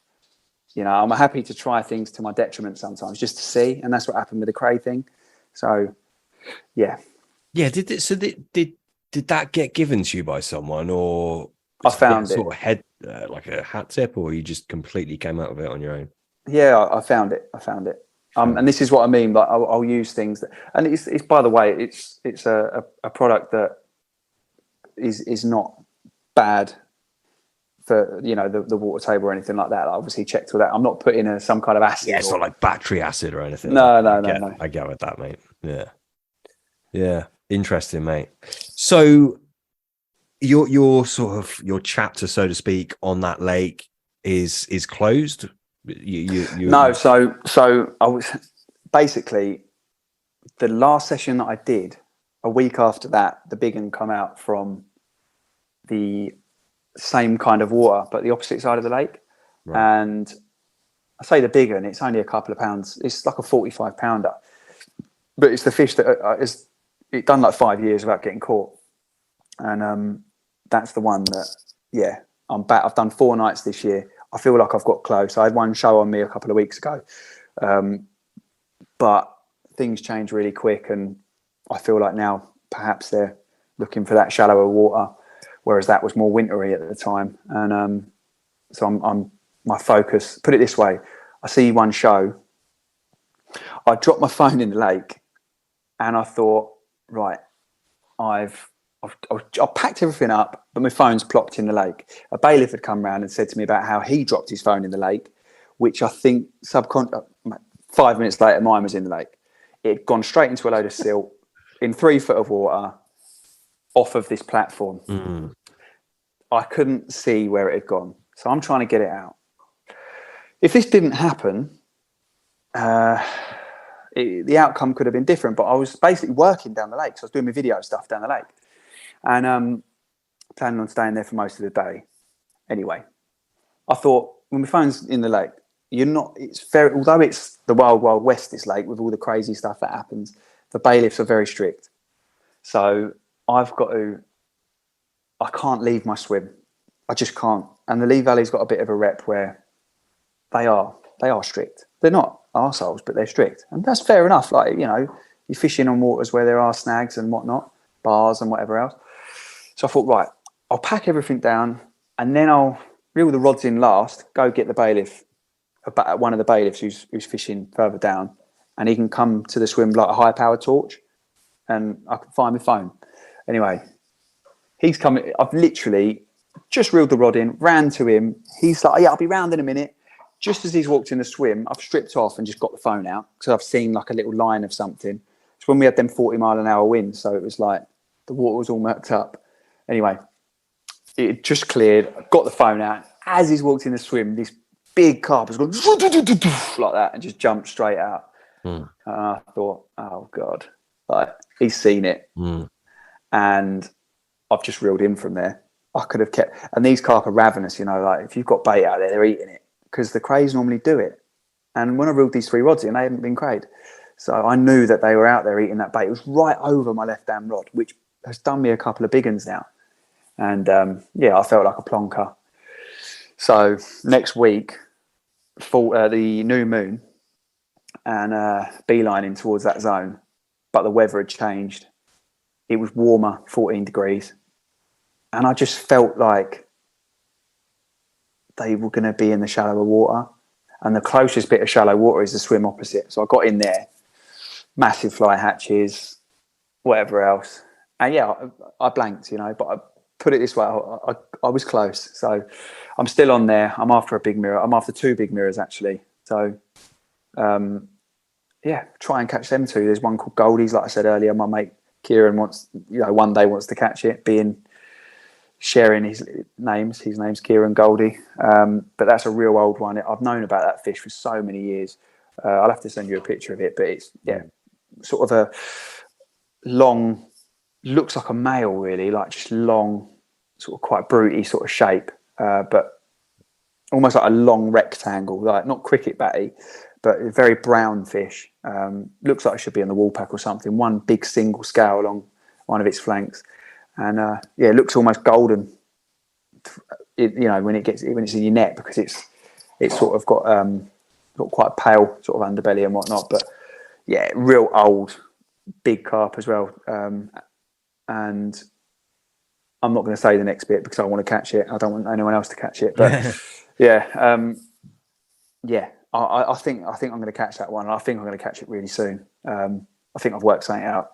So hopefully I'll be having a chat with you again and talking about that one. But there's another mirror in there known as the quarter lin. That's the one that comes out very rarely.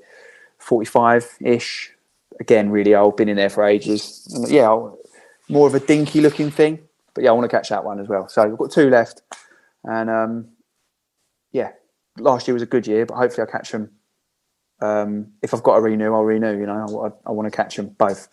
So we'll see what happens. When's your ticket up? June the 16th. So obviously I'm got to get grafting really. I've done 4 nights this year, 2 of which were in Jan, and it come out in Jan as well. It come out in Jan. We had real mild weather.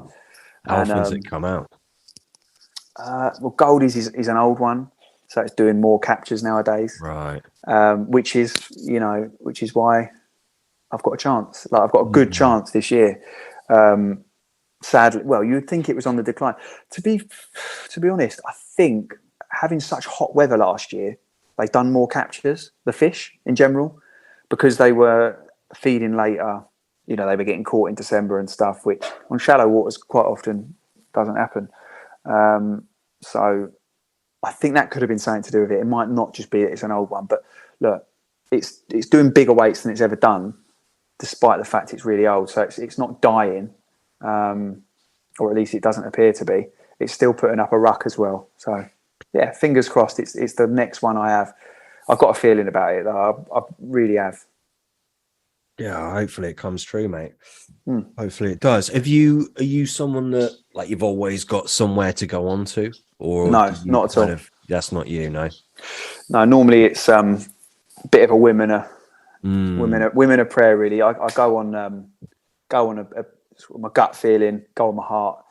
You know, what do I really want to go and do? And like I said, next I want to go and fish after this. For some of the reservoir I previously spoke about, I was a bit vague with it last time, but it was sort of a shallow 300-year-old reservoir, hand dug by French prisoners of war. That's the one Tommy was on after you, right? Yes, that's right. Yeah. Again, I mean, crays in it and all that. You know, the same sort of challenges as the Lee Valley, but not quite as, you know, the crays weren't as bad. Bigger water, 65 acres, I think, might be wrong. We sort of 60 carp, something like that. I think by the time Tommy fished it, it lost a bit of water because they had to drain it. But the crays and the weed got worse, so it sort of posed different challenges. But yeah, when I fished there, it was filled to the brim. Water was quite high, and it was just sort of finding them on there and either wading rigs or dinghying them, which wasn't allowed. But we were all young and stupid once, and yeah, I wouldn't be doing that again anytime soon because it ain't worth the aggro after. But yeah, I've driven past it and the water was low when I drove past it as well. Is that? Yeah, that's the one. Yeah, it's the one where there's a road that runs right by it. That's it. Yeah, but I tell you what, the stock is unbelievable. Like, yeah, I've seen some of them, mate. They're very nice fish. Yeah, the mirrors in there. I don't think I realised at the time how good they were. Yeah, and I'd sort of, you know, I went all guns blazing, dinghies and wading and doing all the things that you're not supposed to do. And yeah, I just thought, right, catch all these carp quick. You know, this was 7 years ago now, and yeah, just sort of went for it. Really, I was working silly hours at the time, and I had a night a week, but I wasn't going around there and baiting. I just lap it. If I had to lap it 10 times, I'd lap it 10 times until I found them. Once I found them, I thought, well, dinghy or wading. You know, if it's too deep, I'll dinghy it. So I just at the time I was in this mindset of I'm getting a night a week. I need to catch you lot, and obviously it worked. But it's unfair on the other anglers, and I mean there weren't really anyone on there at the time, and it's sort of a ticket now that you obtain, and it's called the Aldenham Angling Club, so it's for the Aldenham Reservoir, whereas back then it was a little bit different. But it's all gated and stuff now, whereas back then again it was public and whatever else. And I just sort of wait till it was dark and wade them out or dinghy them, you know. And I love fishing like that, I really do. But the carp in there are some of the best carp in the country, without a doubt. Like in terms of they're like proper, pretty, scaly, old. The scales that like don't get much better, does it? If you were to sort of paint the image of a perfect carp, no, you wouldn't be a million miles away from them fish, would you? No, I mean they're not. They're not giants like in Dinton. No, but who cares? No, yeah, they're good size, aren't they? There's some 40s in there. There's some 40s in there. You know, I think the best one I had was. I mean, the best one I had is now a 40-pounder. I think I had it 36, but I think it looked better when I caught it. You know, like it was in its absolute prime. It only done I think it done 3 captures when I'd caught it over the years. Like, and a lot of that was due to the fact that barely anyone fished it for a very, very long time. I think it was like a 5-man syndicate at one point, and you know, then they'd lost it, and then a club had obtained, then another. It was all over the place at all times, and it still is now. But them carp are just unreal, and I wish I'd put it this way: it's got a new lease of life, and you've got more big uns than ever. You've got them; it's just unbelievable. But Yeah, I don't know where I was. Where was I going with the reservoir? Why was that mentioned? Because I feel like I was tying it in with something. I was asking you if you had anywhere up your sleeve. Oh yes, so there's a carp I found that is. So yeah, I've lied a bit because I have got the next one set up. But normally, basically, sometimes I want to, like, for example, the Colne Valley pit, 160 acres, 30 carp. I want to go and challenge myself to the point of, if you can catch them from here, you can catch them from anywhere, and I'll go and do that. And once I've caught a carp, no matter what I'll go, right, done now. I might go somewhere because I want something quiet, and there's a few lakes I've fished where you're by yourself, and I love that as well. But I think right now I want a pretty one. That's what I want, and I've found one. It's sort of southwest London, so it's right in the thick of it. But yeah, I found it. I saw a picture of a fish, see a landmark sort of thing. Not a landmark, it's the wrong word, but see something recognisable. Checked it out on Google Maps. My mate had actually sent me. To do it.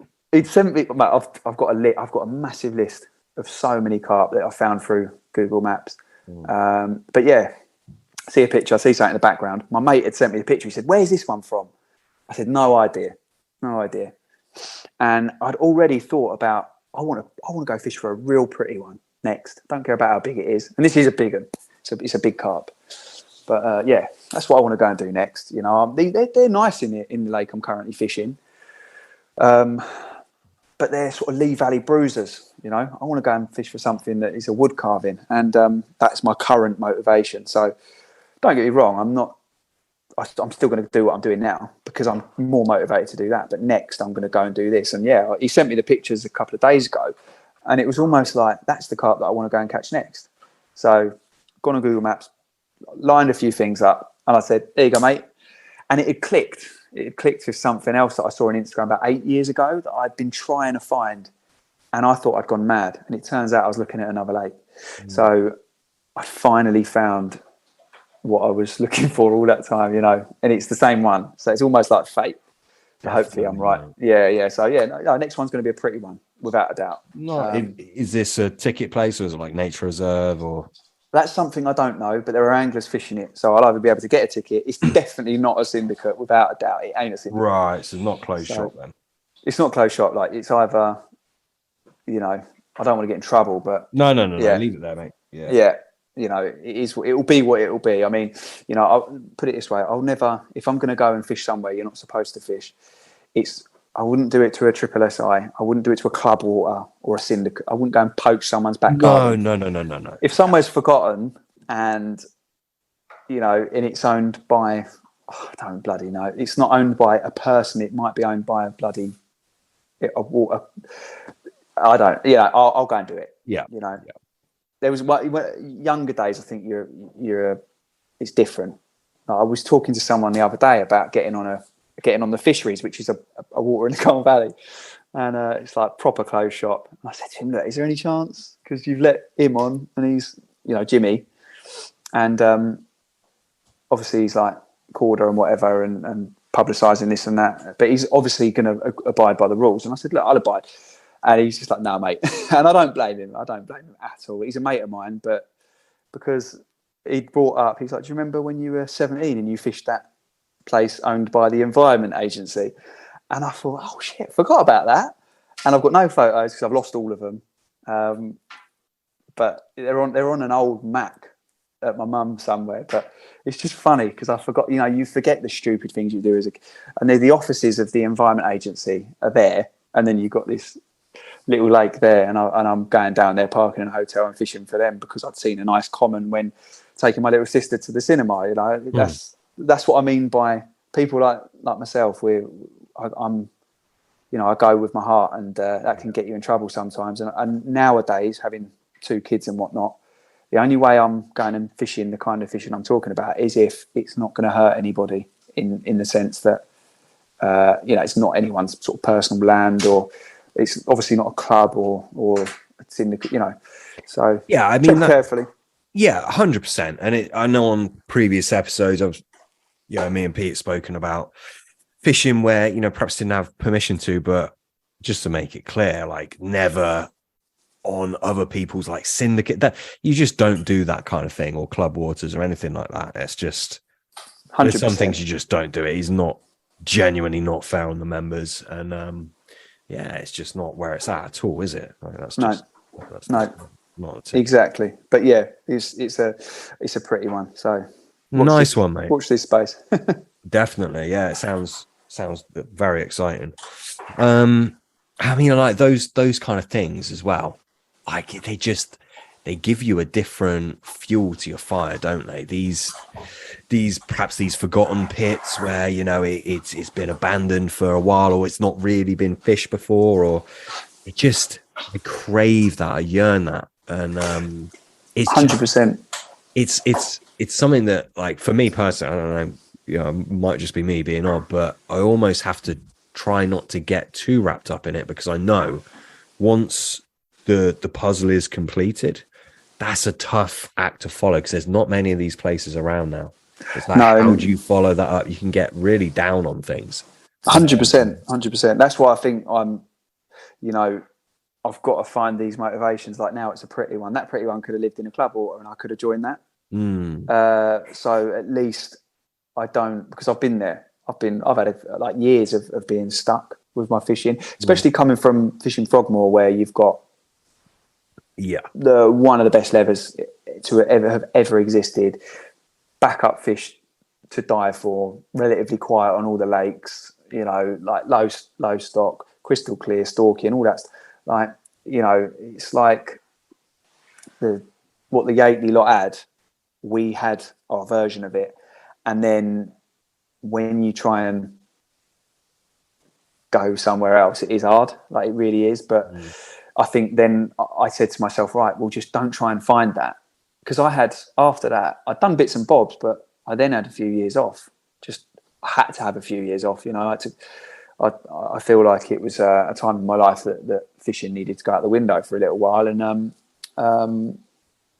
when I come back, I just thought, right, go and find yourself an adventure, a big pit, maybe something out of your depth. And it's sort of gone from there, really, like fishing for carp because after Frogmore, I went somewhere that I was fishing for carp that most of which had never been caught, and having my own thing, doing it at my own pace.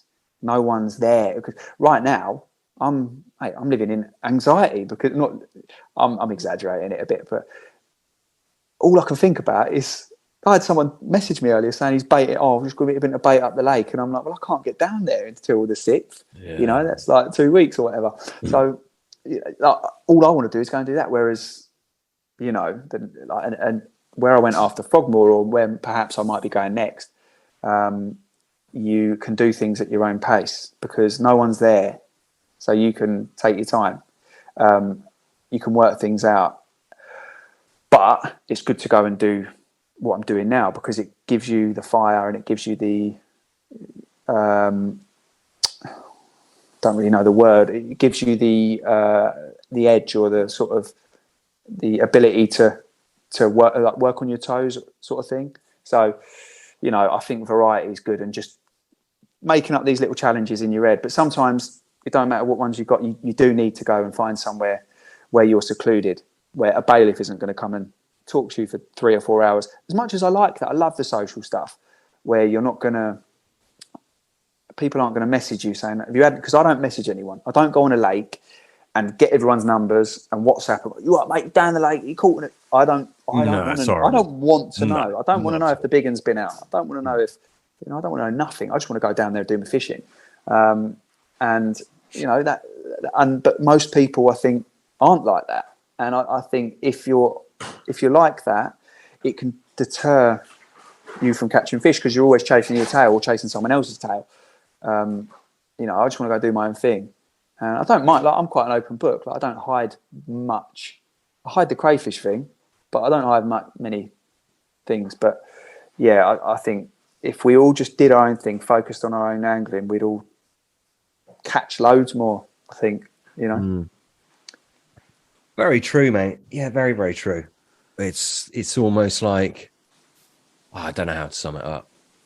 I like some people go angling and they're angling against the water and the carp, whereas other people go angling and they're angling against the people, if that makes sense. Yeah, and I that's know why we all need to consider what other people are doing, and we need to keep secrets, and I get all that, but it's, where is your main focus? It should be on the carp. I think some people, the main focus is on, well, what are they doing? What are they doing to catch? I need to do the same shit, and it's 100%. And this is why I like finding somewhere with public, or like bad public, or otters, yeah, good or point.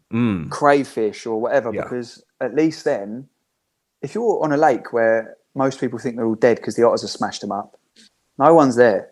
So yeah, there might be half the stock that there was 2 years ago because the otters have obliterated them. But once you found them, they're all yours. They're no one else's.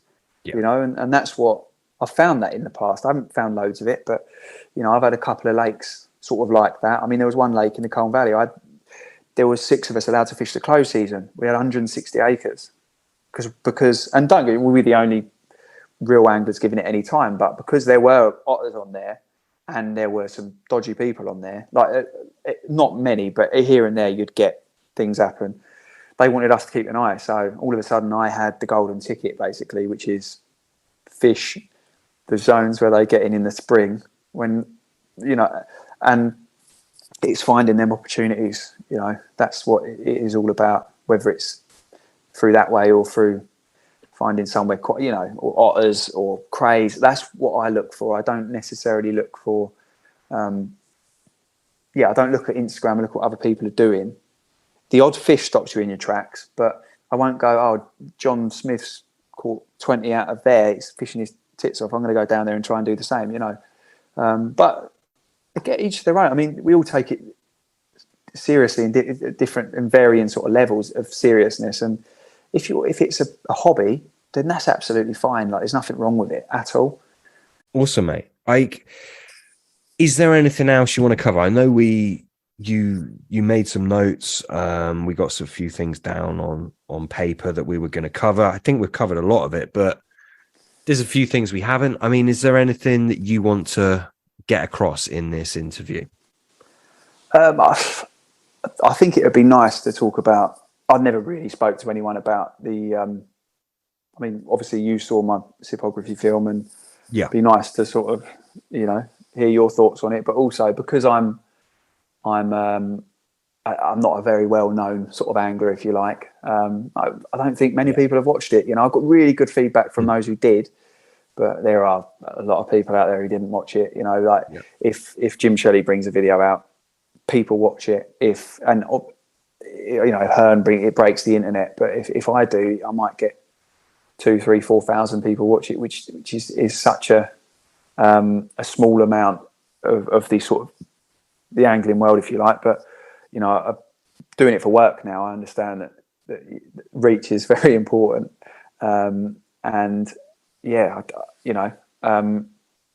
next one, I want as many people to watch it as possible, because there are important messages in especially the next one I'm making, and I want people to see it. Not only that, it helps with work as well. You get work off the back of it. Everything that I do is for my livelihood and for the support of my family, and to go fishing more. So, but yeah, what did you think of the film? I know I sent it to you before Sipography had it. It's probably a little while ago now, but yeah, did you like it? it was all right. No, I'm joking. Sorry. That was good. Yeah. No. It is, and I will tell it as I saw it. I really will. It's very, very unique. And I loved it, by the way. I'm obviously joking by saying it was all right. It's just so different from, and I'm not just saying, oh, it's so different, it's so great. It genuinely is different. And if you haven't seen it, there's nothing I could say that would surmise it for you. I couldn't give you a feel for what it's like. It's different. You've used different imagery in there. Like, I think you used the Goofy cartoon, didn't you, with the fishing and with the old music on top, which it's just a unique feel. Yeah, It's something about it, and I don't think I could. I really don't think I could sum it up. It's gritty, it's raw, it's definitely not polished, and that's no bad thing. But I think what you were trying to sum up, and I think you achieved it, is the whole time aspect. That's I think that's what you were going to call it, right? Time. Yeah, it was called Time in the end. Yeah, and it's all about the battle of, and it is a battle of like the real world, the real life, and then eking out the time that you have to go and dedicate it to this. It's not a hobby, is it? This thing that just captivates our life. And for me, anyway, the movie, it just depicted that. And yeah, I think not even in carp fishing, but in social media in general, you look on people's social media accounts, these people that, some people would look up to them. They're just showing you a highlight reel. They're not showing you their real life. And I think perhaps this movie was a bit more of a step into the real world of angling. Ain't it? That's what I would summarize it as. And it's been a while since I've watched it. But yeah. No, I agree though. I mean, the highlight reel thing, and there's nothing wrong with doing that, but it ain't a glamorous way to live. We're choosing to sleep under bits of nylon, which is a bit mad.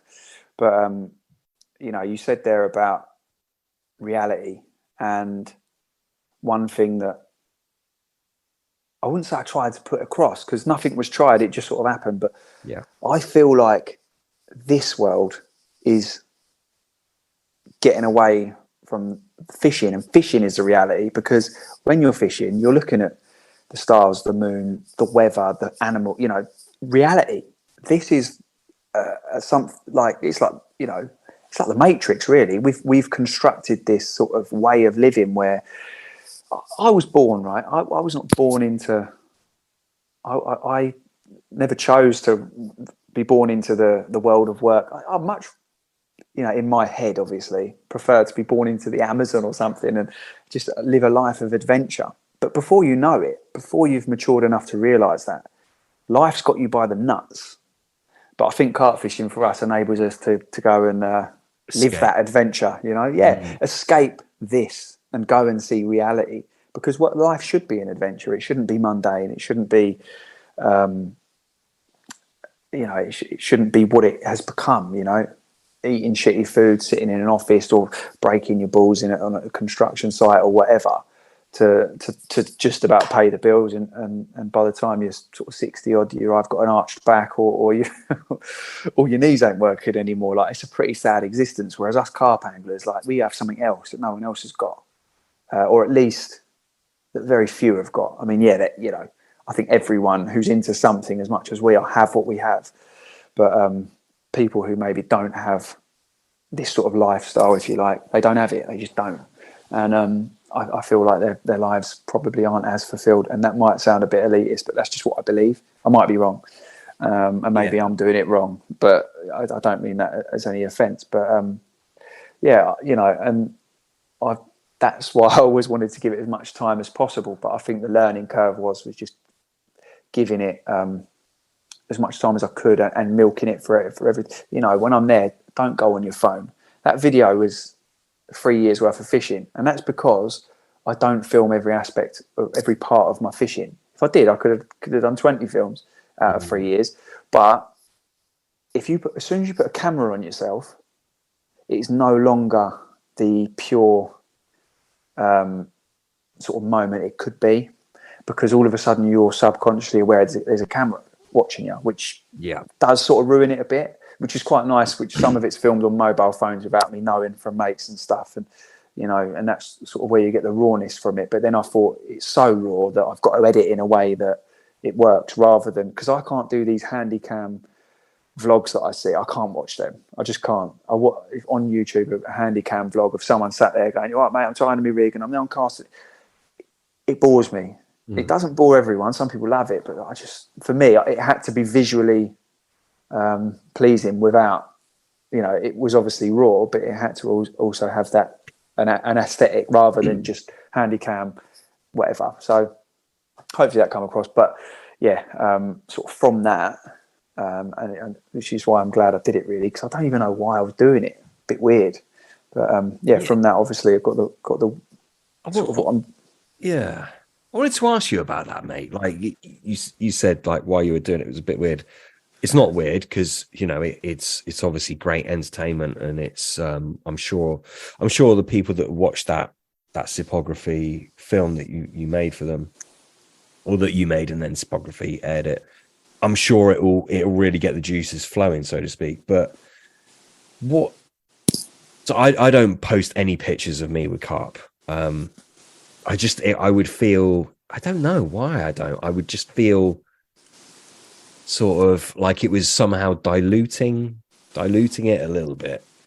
What? Yeah, I think it does. I think it does. You think it without does? a doubt. That was what I was going to ask. Yeah. Yeah, 100%. Yeah. What is that though? What is that? See, we spoke off air before we started recording, and we established you are like very much like an artsy type character. My wife's the same. I'm not. I'm not really like that. I'm not completely the opposite, but I'm definitely not an arty type. But I find that kind of like it would subtract something from my angling. And so some of the things I can't post anyway, full stop. But it just doesn't seem. It just doesn't seem right to me. So someone like yourself, who is even more, I think, even more so like that, is it a weird thing for you to kind of bare all and showcase what you're doing? Or does that, sorry, mate, or does that kind of just fuel the arty flames even more? Don't know if I'm making sense or not, mate. No, you are, yeah. I wouldn't. No, it doesn't fuel, without a doubt, because if I want to go and create something, I want it to be as organic as possible. And like the last painting I did, if I'm being honest, was more for. It's just me being honest now. It's more for Instagram to try and make a bit of dough, maybe, than it was. Yeah. Something pure. Whereas I've painted pictures that are as pure as you like, and I've fished places that, I'm happy to not catch anything. And you can end up playing the game, and there's no two ways about that of Instagram and whatever else. And when I first posted on Instagram, I felt awkward about it. It took me about 4 days just to actually post it. It was in the draft section for ages because I hadn't for ages. And yeah, it dilutes the hell out of it, without a doubt, 100%. But you've got to weigh it up, and I won't necessarily share all of my angling on Instagram. I'll share what I want to share. And I will, I know that I can get more of what I want, which is fishing, through doing what I'm doing now. It's not just posting on Instagram. That was like the first stepping stone. Yeah. Obviously, the second one was creating the video, which was purely, it could have been just for me. Like when I was making it, I think I subconsciously knew it. I wanted it to be great because I wanted it to. I just wanted to make something that I felt was amazing, and I wouldn't say I did that. I'm not saying that, but lots of people said that they thought it was really, it was really, really good. And quite a few people said to me, mate, best thing I've ever seen. Quite a few people said, mate, that was shit. Like, what the fuck was that? Weird. I felt like I was on an acid trip. So it's polarized, like, half the people like it and half don't. But one bloke, an old boy, John Stacey, he probably won't like it. I call him an old boy because he's young at heart, but he's an old Frogmore angler, or we knew it as Moor Mill, really. And he caught the toadless leather in, I think it was in 2008. But I gave him one of my paintings. I wasn't planning on saying this on here. But I gave him it because he's been fishing forever, and he's had a rough old ride in life, but he's one of life's real good blokes. Always give you the time of day. He's just a real good bloke. He's in his mid-70s now, and I wanted to give him that because I know he can't go out fishing at the minute. His mum's not very well, and he's looking after her, and he's doing a wicked job at it, and whatever else. But he messaged me after the film and he'd said it put a tear. It brought a tear to his eye, which I was really, because no one else said anything like that. And that, as soon as I see that, I was like, it actually got me a little bit, because, you know, anything that he says, I respect as like an old school Anglo, you know, and he's been there, done it. And, you know, it's people like him I can relate to, because he can't get out on the bank. Yeah, he deserves to. He's put his whole life into fishing, his kids and whatever else. Yet he's going like once every 6 weeks. He's doing a night when he can get away from looking after his mum. You know, proper. And that is the anglers that I relate to, rather than your full timers or whatever. And so when you're going on Instagram, you're trying to contend with them lot, which is what you end up doing. And that's the truth of it. Whereas the reality is, I'm more like him. I'm more like, you know, the bloke who's put his life to it, never put a photo online of anything. He maybe ain't caught billions because he's been too busy grafting his nuts off for his kids and now for his mum, and, you know, and that's who I more relate to, and that is what 99.9% of us are. And I'm still that. I don't want to be that. I want to go fishing all the time, but I'm sure so does John, you know. And I had a cup of tea with him the other day, and I know he does. But yeah, I think I've gone off on a massive tangent there. But you know, I think I always want to make stuff that people like that can relate to, rather than the fishing industry. So I don't necessarily want to be. I'm making stuff now. I know you know, because you've seen it. Like, obviously we've met up with Del Kim and interviewed him and stuff, and it's really cool stuff. I really like doing it. Very cool stuff. Yeah. I mean, it's great. I love it. But at the same time, my films that I'm making, I'm going to make probably one, maybe two a year, and they'll be real. You know, it's not going to be. I'm making films at the minute. Separate, that aren't my films. I'll be in them, but they're more sort of your session films or whatever. But that ain't, you know, that's great. I get paid to do that, and it's fun as well. Means to an end sort of thing. Yeah, it's cool. It's cool. But for my films, they're like as they're like my paintings. You know, I want them to be I want inspiration out of them. I want people to watch them and go, because look, I ain't the best angler in the world. Like, I put a lot of effort in. Mate, you watch me spot, I'm shit. I'm terrible at it, you know. But yeah, you know, people like John Stacey and, you know, all the old Frogmore lot, Paul Hill, you know, just like battling cancer. And, you know, he's a bloke who has dedicated so much to angling. You know, good to all of us as kids down there. We were nightmares down that lake, and we'd get our gear robbed because we'd go on long walks and stuff, and all sort. We'd get the club in trouble, but these lot who probably were getting in the shit for us, they were the ones. And, you know, it's people like that who you look at him now and you think, mate, he's in his 50s and he's struggling to get out because of this or because of that. You know, that's who I want to inspire. And when people like that message me, it makes me want to go and do the next one. But yeah, it's good fun when you go and meet Del Romang and talk to him about the first bite alarm he made. You know, amazing. I love the history of it. You know.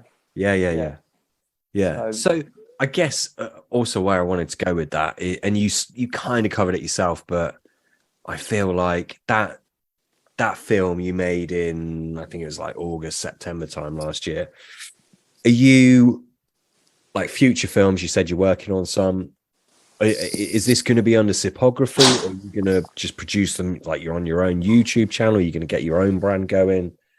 I feel like people, now they've tasted that initial film, they'll want more of the same, because it is so unique. And it is that there is nothing remotely like that, and certainly that I've seen out there. So it's very unique. You're going to get a following for it. How are you planning to kind of put it out to the world? Like, I wouldn't say that I'll be exclusively on Sipography. I feel like they took a punt with me, and I appreciate that. They paid for a lovely camera. They paid me, but it was a significant sum, really.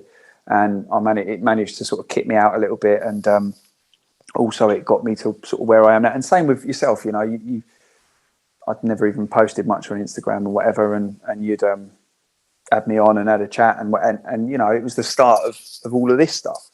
So I'm never one to burn bridges, and I appreciate certain people and whatever else. And, you know, always liked Rich Stewart. I think he's a bit of a ledge. Don't know Elliot too well, but yeah, he seems like a nice bloke as well. But you know, I will continue doing stuff with him.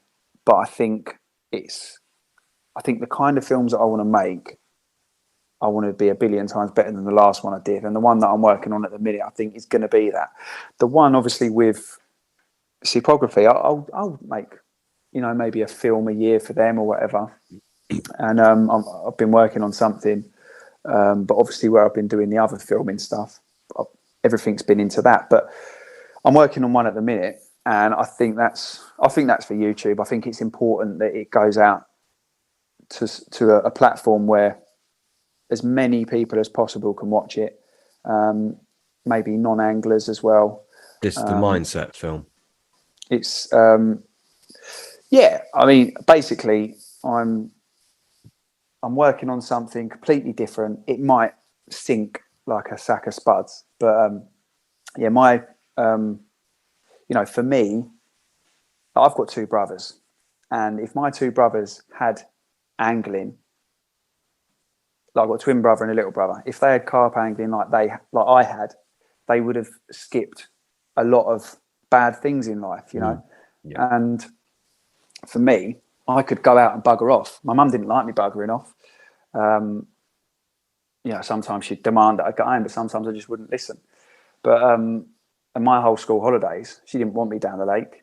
But the lake was sometimes a less dangerous place to be than at home. You know, that's just the truth of it. So I think this film's important to see another side of angling and how angling, you know, it probably saved my life, or at least put me in a position where I'm not in the squalor now. And maybe it didn't for my two brothers, you know, which is a shame. I'm not saying they're in the squalor at all, but where I've got scars from my childhood, they might have open wounds, and that's just the truth of it. Yeah. So I think, yeah, my next film is going to be basically interviewing my mum, which sounds a bit mad, but yeah, it's going to be different. I'll put it on YouTube. I'll see how it goes. She's a recovering alcoholic, basically. I gave up on her completely, but I think she's like 60 days clean now. First time in like 25 years or something, which is unbelievable, you know.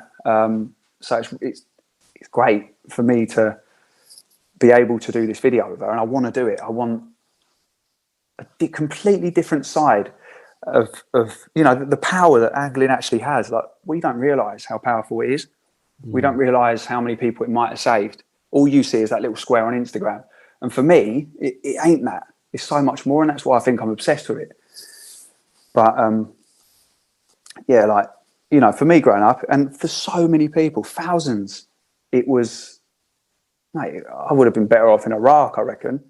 You know, you listen to some of Eminem songs, mate, this was this was so much worse than that. And I'm not looking for what's the word? I'm not looking for a sympathy. I've got Millie here talking to me. Sympathy in the corner. I'm not looking for sympathy. It's just the facts. You know, like, that's what it is. And there are so many people out there, but maybe they haven't got the platform or the ability inside to say it. Whereas I feel like I have, and I think it's important. And I think if people realised how important this is to some people, then it could bring us together as a community, because there's so many people. Like, working with these people now, like I'm working with Scott Lloyd, obviously Jimmy Armstrong, Del Romang, and loads of other companies as well. Like, closely, I was with them the other day, and the amount of abuse that some of them get is unbelievable. I mean, Jimmy on the way to France was getting abuse because people. You know, I don't necessarily like his stuff because he's showing you how to tie a rig, and I know how to do that, so it's not for me. But it doesn't mean that people should be able to abuse him. You know what I mean? Yeah, definitely.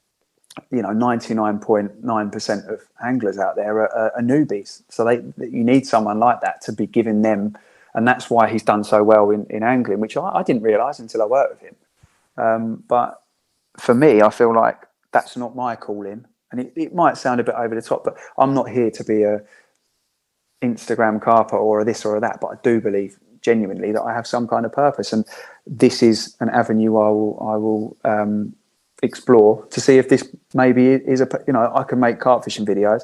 Well, why not actually do it to perhaps help somebody, and not just say, oh, I'm struggling with mental health problems, but give them actual solutions. When you're on the bank, for example, when you're on the bank, put your phone down, just sit there. If you just sit there, the answers will come. Things that will pop into your head to tell you why you feel a certain way, or what has happened to make you think a certain. And the world that we live in now, most people are suffering with some kind of anxiety or depression. I think we should all. Anxiety is a byproduct, and it can actually help you in many ways. Like, if you didn't feel that feeling, then it's almost instinctual. But we're feeling elevated levels, and luckily for me now, I don't really get it at all. I feel anxious at times, but I don't suffer with anxiety. It's two different things, whereas I have in the past. And the only way that you get out of it, it's not a tablet, it's not moaning, it's not it's finding how could I put it? I had it, but I've just lost it. I had the solution. But yeah, it's working out who you are. And once you've worked out who you are, be quiet and listen to who you are. And that's why I think it's great to be on the bank. Put your phone down and just sit there. It's probably saved my life. And that's why I think the solitude thing with angling has helped. And, I know I talk about having barbecues and beers with mates and that on the bank, but 90% of it is not that. 90% of it is just, right. And same with the painting. Cross your legs, close your eyes, listen to yourself, or just watch the water. It does the same thing. And if you're so focused on something, that is meditation. That is exactly what it is. Exactly. Singular focus. And I think focus. This day and age, we're like, our brains having to compute numerous different things at once. That is not good. That is not how the brain is supposed to work. And I can't help think, when I was a kid, like a teenager, this whole depression, anxiety, those words would not have been in mine and my peers' vocabulary. It just wasn't. It just was not a fucking thing. Do you think that was to your detriment or the other way around? I want to be really careful how I say this, because I think in this day and age, my experience, it would be interpreted differently. I know. I think I know your sort of your ideas of it. I think, and I agree with you to an extent. I think, anxiety and depression, I think they're very fucking real, and they are, they're destructive things that are clearly affecting a lot of people. I want to know why the fuck that is, because, I had bad days when I was young. I got down, but I don't think I ever attached it to being a condition. And I think there's a danger in that. It's like, I'm having a shit day. This has gone wrong. That's gone wrong. And I feel down. I can't manage my mood. That's one thing. But then if I then attach something, I am depressed, I am a depressed person, I think there's a risk that then people start identifying with that. And then again, we said self-fulfilling prophecy earlier. Yeah. I think you could perhaps feed it a little bit. Now, that being said, the world is very different these days than it was when I was growing up. I'm not that far off 40. It's like shit was different back then. But I never once felt like I was a victim, like I couldn't control things. So to answer your question, no, I don't think it was at the detriment at all. Yeah, I think there's a danger of becoming a victim without a doubt, without a doubt, and that's what I'm trying to get across it. Like what I've, with this next video that, I've written it all out. I know it's happening because I've got a passion for it, and victim mentality helps nobody, but you've got to realize that yourself. And the victim mentality that a lot of people have is, I think it's because it's something that's been created. I mean, there's always narrative of the victim and the and the hero. And I think a lot of people, we've been conditioned to look for a hero to help us. You know, you might look for a god or and I'm not putting down anyone's political, religious, or whatever beliefs, but you're looking for a politician to get you out of the money shit. You're looking for a god to get you out of this, or somebody else. You know, you're looking for your wife to get you out of to fulfill your this need or that. The reality is that go to a monk and tell him where his problems lie, and he'll tell you, well, they lie with me, you know. And I realised that probably 5 years ago. Where were we now? 2023, 2019, I would say, is when it made total sense. And since then, everything seemed to click. So I knew that I was going to get to where I want to get to, if you like, or I knew I was on the right path. It's been a bloody hard path, especially when you've got people telling you that you need to get a stable this or a job, or, you know, you're a bit airy fairy, or you've tried so many things. When are you going to get a normal job? You know, for me, it's not about that. It's about working out who you are, and everything else works itself out. Yeah. And I think that formula is not encouraged, which is a massive shame. And I know this is a carp fishing podcast, but we're all humans listening to it, and I hope that a percentage of the listeners can at least either be nodding or acknowledge what I'm getting at. And like you say, I think it has become, this sort of victim mentality is dangerous. I wouldn't put the blame on the individual. It's an external thing, but you do have to get yourself out of that. No one else will. And, you know, I think like with my mum, for example, you know, I had to get myself out of the shit, because there was every kind of, there was deaths in the house, and there was physical abuse. It was bad. No money. There was never any money. And then I had to teach myself that about money. I had to teach myself that, you know, I was 18 in a load of debt because I was put in that debt, but I could have gone down that way, which is what I was destined for, the self-fulfilling prophecy.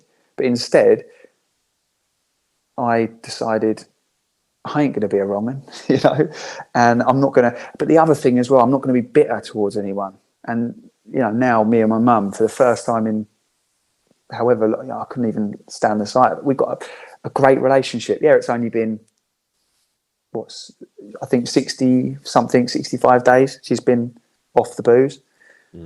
Totally different person, looks different, you know, whatever else. And it's given me hope in, but look, if she goes the other way now, I've seen that she's being able to see the light. And if she can, someone it's a learned behaviour from many. And the reason I asked you as well about, do you think that was to your detriment that no one could talk about it? I think for some it was positive and some it was negative. The early days of mental health, like there are negatives to it now, but there are also negatives to it back then.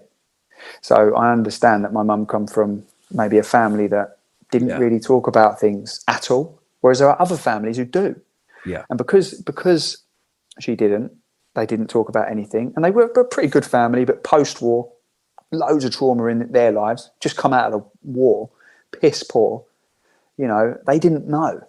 They didn't know any better. So they've raised this child the best they could, and given it and in that you've potentially created a monster, you know, and this has happened so much. And then the next generation suffers. I can't put my blame on any of them. I can't put it on the war that, you know, I put it on myself now. Well, you're an adult, you get yourself out of it.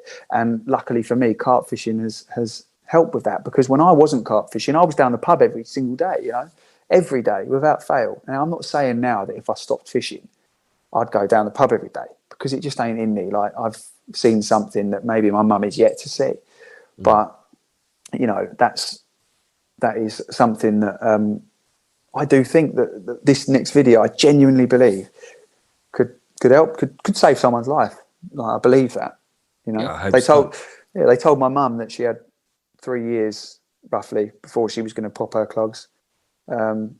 She's done her rehab and whatever, and like I say, she's 60 days clean, and it's amazing to even see that. Like, you know, if she went back now, I'd still be proud. But, you know, this next video, it's going to be it's going to be something very different, and hopefully it goes down well. We will see. Only time will tell. Yeah, and I think the only thing to add to that is like kind of random, but it would have made sense earlier on in our chat. But you got to be careful how you talk to yourself and about yourself. You know, it's how you identify with yourself is massively important to your trajectory in life. Without a doubt, 100%, 100%. Yeah, it really is important. I could go into a lot more detail from that, but you know, just take it as it is. But just to get into a slightly more detail before we move on, but you know, I've listened to a lot of people tell themselves they're not worth anything, and if you believe that, you will find someone who believes that as well, and you will find people who drag. And if you think that you're worth nothing, you become worth nothing, and I believe that myself. That's at one point. People would tell me that you're so good at painting. You're a good angler. You're a good this. You're a good that. You're so talented. I wish I was that. And I always just thought, well, this is a curse because I can't make any money. I'm struggling here. I'm doing a job I don't like, whatever. But that was the subconscious beliefs I had about myself because of my upbringing. You know, like I say, there was violence. There was dead people in the house. It was crazy. It was mad. Yeah. But at the same time, I believe now that I can surpass the way that I think and the way that I am and the abilities that I have. I can go endless with it because I've worked something out with my mind. I've worked out that, you know, I'm you're worth as much as you want to be worth. Do you know what I mean? And it's not a money thing. It's more of a life thing. Like, how much do you want to get out of life? And I know now that, I'll tell you what, every year gets better. And the last year was absolutely amazing. And this one is, you know, every year, the last, you know, since I've been with my missus, really, like every single year just gets better and better. And we've been together 9 years now. And she's only encouraged me. With the fishing, I hear a lot of people say about their missus moan at them. She don't do that. And I think for that reason, you know, she knows that obviously there's something positive in it. And I don't want, you know, I think we've gone kind of deep into that there, and hopefully it hasn't put people off listening to. But look, you know, hopefully there's someone out there who's listened to that and either agrees or maybe he's got some kind of something positive out of it. Yeah, I hope so, mate. I hope so, and I look forward to that film as well. It's like I guarantee. Well, I'm expecting it to be very different from anything I could comprehend. So I suppose that puts pressure on you, though, doesn't it? Like, no, I've got it written out in a notebook. I've spoken to my mum. She's going to do the interview. It's going to be a long interview. And you've seen the recent interview. This isn't about fishing. No, it is. It is about fishing. Oh, it is, but it's okay. Right. Yeah, it's about fishing. But I'm interviewing mum because look, my mum, you know, despite it wasn't her who was necessarily she was an alcoholic. She was easily led by lots of people, but there were lots of bad people in her life, stepdads and whatnot. But you know, she's like, I was going fishing still. I was going and doing what I wanted to do, and now she's completely different to the person she was. And I'm interviewing her, and we're going into some fishing, but it all makes sense. Like, I can't, obviously I've spoke a lot about where it stemmed from, the video, but I haven't spoke about the narrative, and there is one, and it's a genuine one as well. And I think a lot of people are going to relate to it. A lot of people aren't as well. Like, loads of people aren't, because a lot of people, this is a hobby, and for certain people it's you know, so that's fine. It's niched. Look, you know, and the thing is that non-anglers perhaps might watch it because, you know, although it's fishing, it's also something that a lot of us can relate to. And alcohol is something that's so prevalent in all of our lives, and it's if misused, it's a very strong thing. It sounds rich coming from like the Alcoholics podcast because I'm always drinking. But we all love a beer. Yeah, exactly. Yeah, I mean, my uncle died very young in his 40s because he was an alcoholic, and watched him waste away to an anorexic, thin, just ex-military couldn't get it back on track. And yeah, it's an eye-opener, and alcohol is a very powerful thing. It really is. And again, you know, people are going to be like rolling their eyes because I'm usually pissed on these. I'm not pissed tonight, but, you know, so it's very hypocritical. But nonetheless, you know, if you've got some shit going on, alcohol is not a good thing to throw into the mix. It really isn't. It really is. 100%. Yeah, 100%. Without a doubt, you know. And I think, you know, if you can abuse anything. Like if you eat too many bananas, you'll have a potassium overload. You know, like there's nothing wrong with having a few beers. This is my 4th one tonight, but it's my first beer in weeks. You know, but I'm enjoying it. It's like speaking about all this stuff as well is something that I knew I was going to mention in the video, but I didn't think I'd get into any detail. And I'm glad I have, because hopefully people will have a slight insight into the next thing and whatever. So. But you know, on the flip side of that,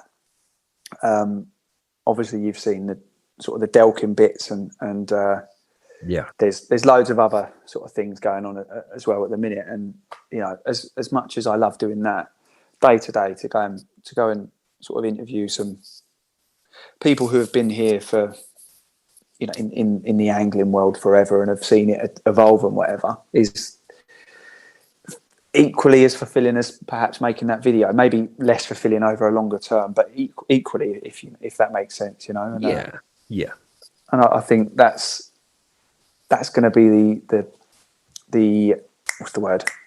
The bread, not the breadwinner. That's going to be the bread and butter, you know. So, I mean, like, I think we're rounding up now, but say if someone does, and I think I know the answer, if someone did, they looked at your art and they were like, do you know what? I want you to do like a drawing of me and something. I have a feeling you'll say, do you know what? It's that wouldn't light my fire, so I wouldn't really want to do it. Is that the case, or can you see yourself going down that route? Well, I've done so through this. There's loads of stuff that I've done that hasn't seen the light of day, and someone has asked me to do a map of a very famous non-publicity mere, of which once held a potential record carp. I won't say anything any more than that. But I've done a map for them. Done some prints of that map as well, so they can use them to help their. I can't even expand any more on that, but yeah, I mean, you know, he asked me, I was happy to do it, I was motivated to do it, and I did it, and that's enabled me to fish. Obviously, it's helped me money wise, but it's enabled me to fish certain waters that I never would have had the opportunity to, and I'm greatly thankful for the bloke who obviously looked at my work and decided to sort of, you know. But yeah, look, I've done that. I'm doing the Frogmore complex at the minute. I'm going to try and flog that to the club. But no, I'm doing it for mates. Loads of mates have asked me, so I'm doing that. The bloke who I've done that map for, I was just talking about, he's asked me to do a painting for his wife, like pretty much free rein.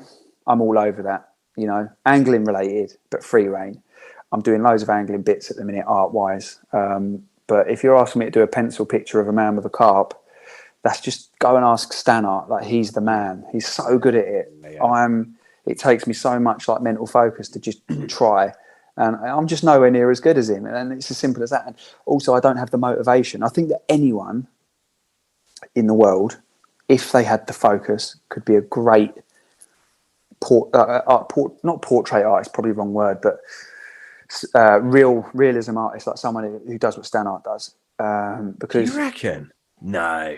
Yeah, it's just a patience thing, because all you got to do is put that bit of shade in there, and if that doesn't match that, you just rub it out a bit and go again. Like, I can do it. I don't know about that. I don't, mate.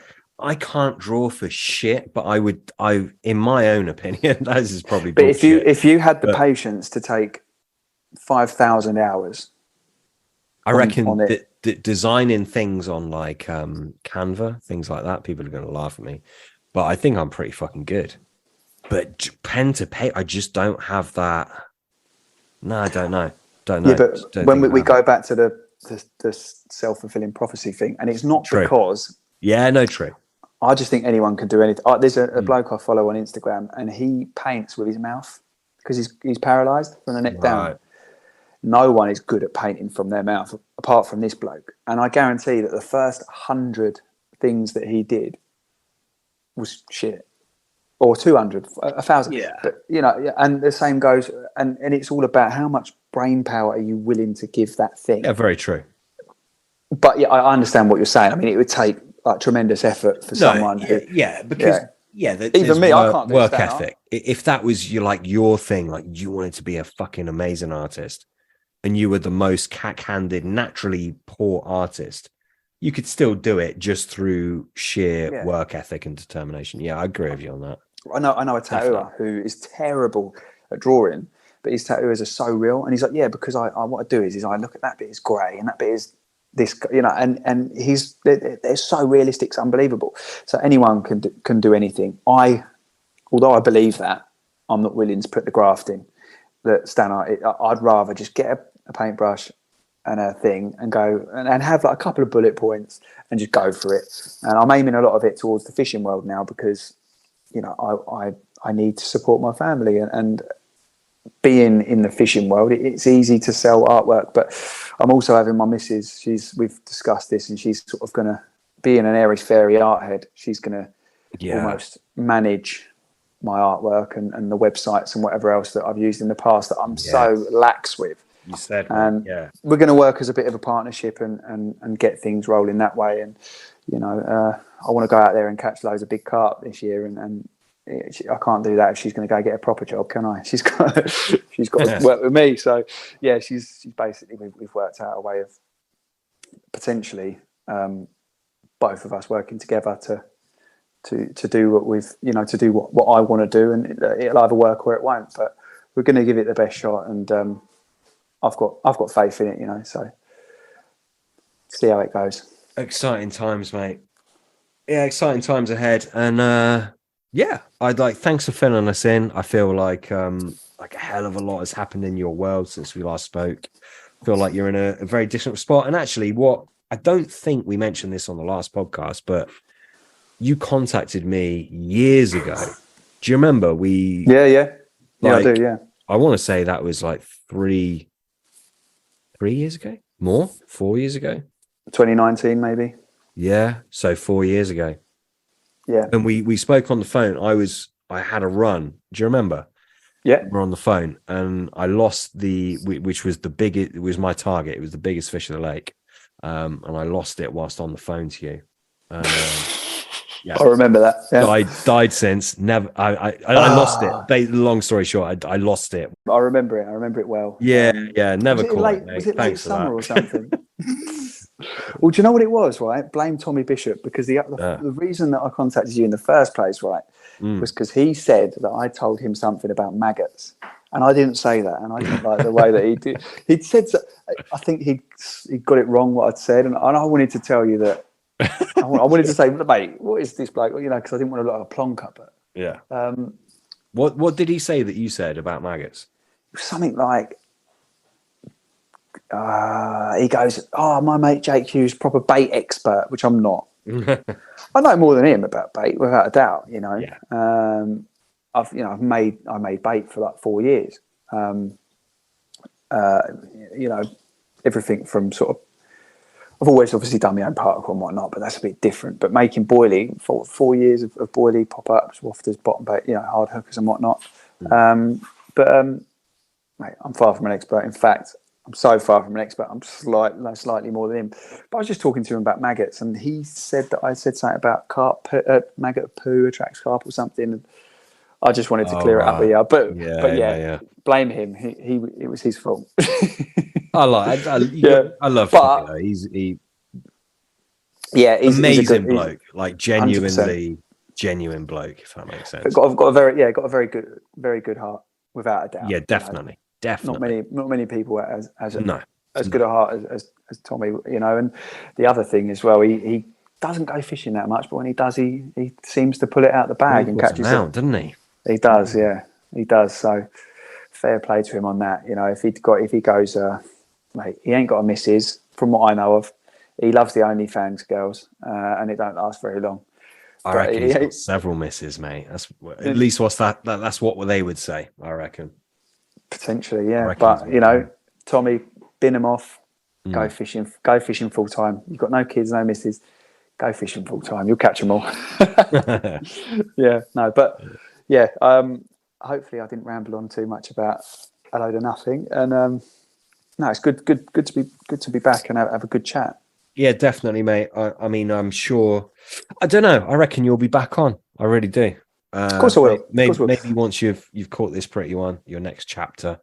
Yeah, maybe we'll do it again. One thing I will say is my life has always changed so quick. It's always people. No one can ever keep up with me, and that's outside of fishing.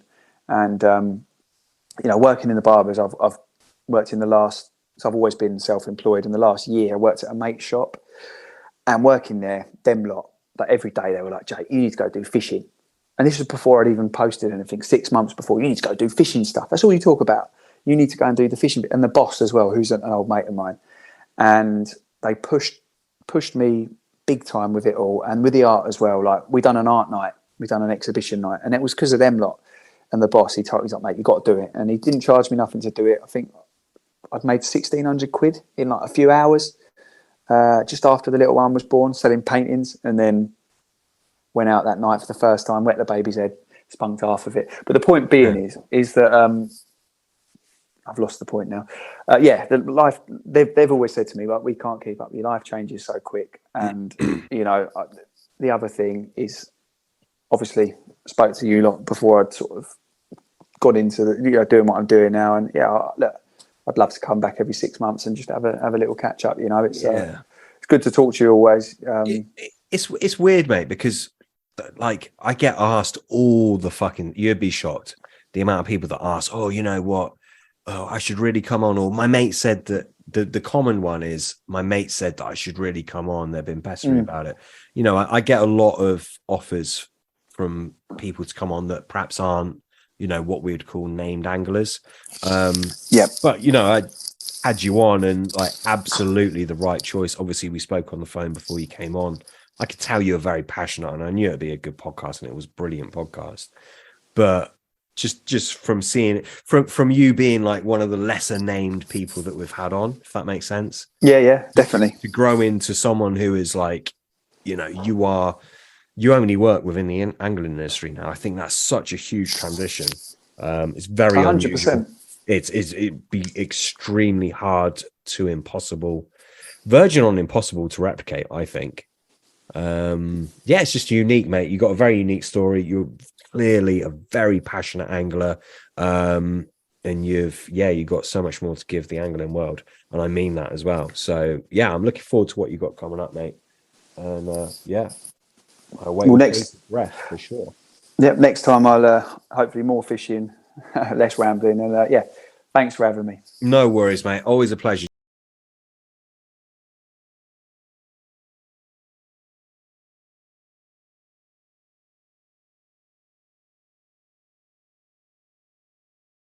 To be listening on the Apple Podcast app or Apple iTunes, please take a few moments, leave me a review, let me know how we're doing with this podcast. A, it's really nice to hear from you, and B, it helps this podcast stay relevant and stay in the ratings. If it doesn't stay in the ratings, it falls behind, people don't listen to it, and obviously that means there's not much point me doing it anymore. So if you can take a moment to leave me a review, I'd really appreciate it. If you're not listening on an Apple device, I don't think you can leave us a review unless there's some means that I'm not aware of, but nonetheless, I appreciate you listening. It does mean a lot to me. And feel free to reach out on social media.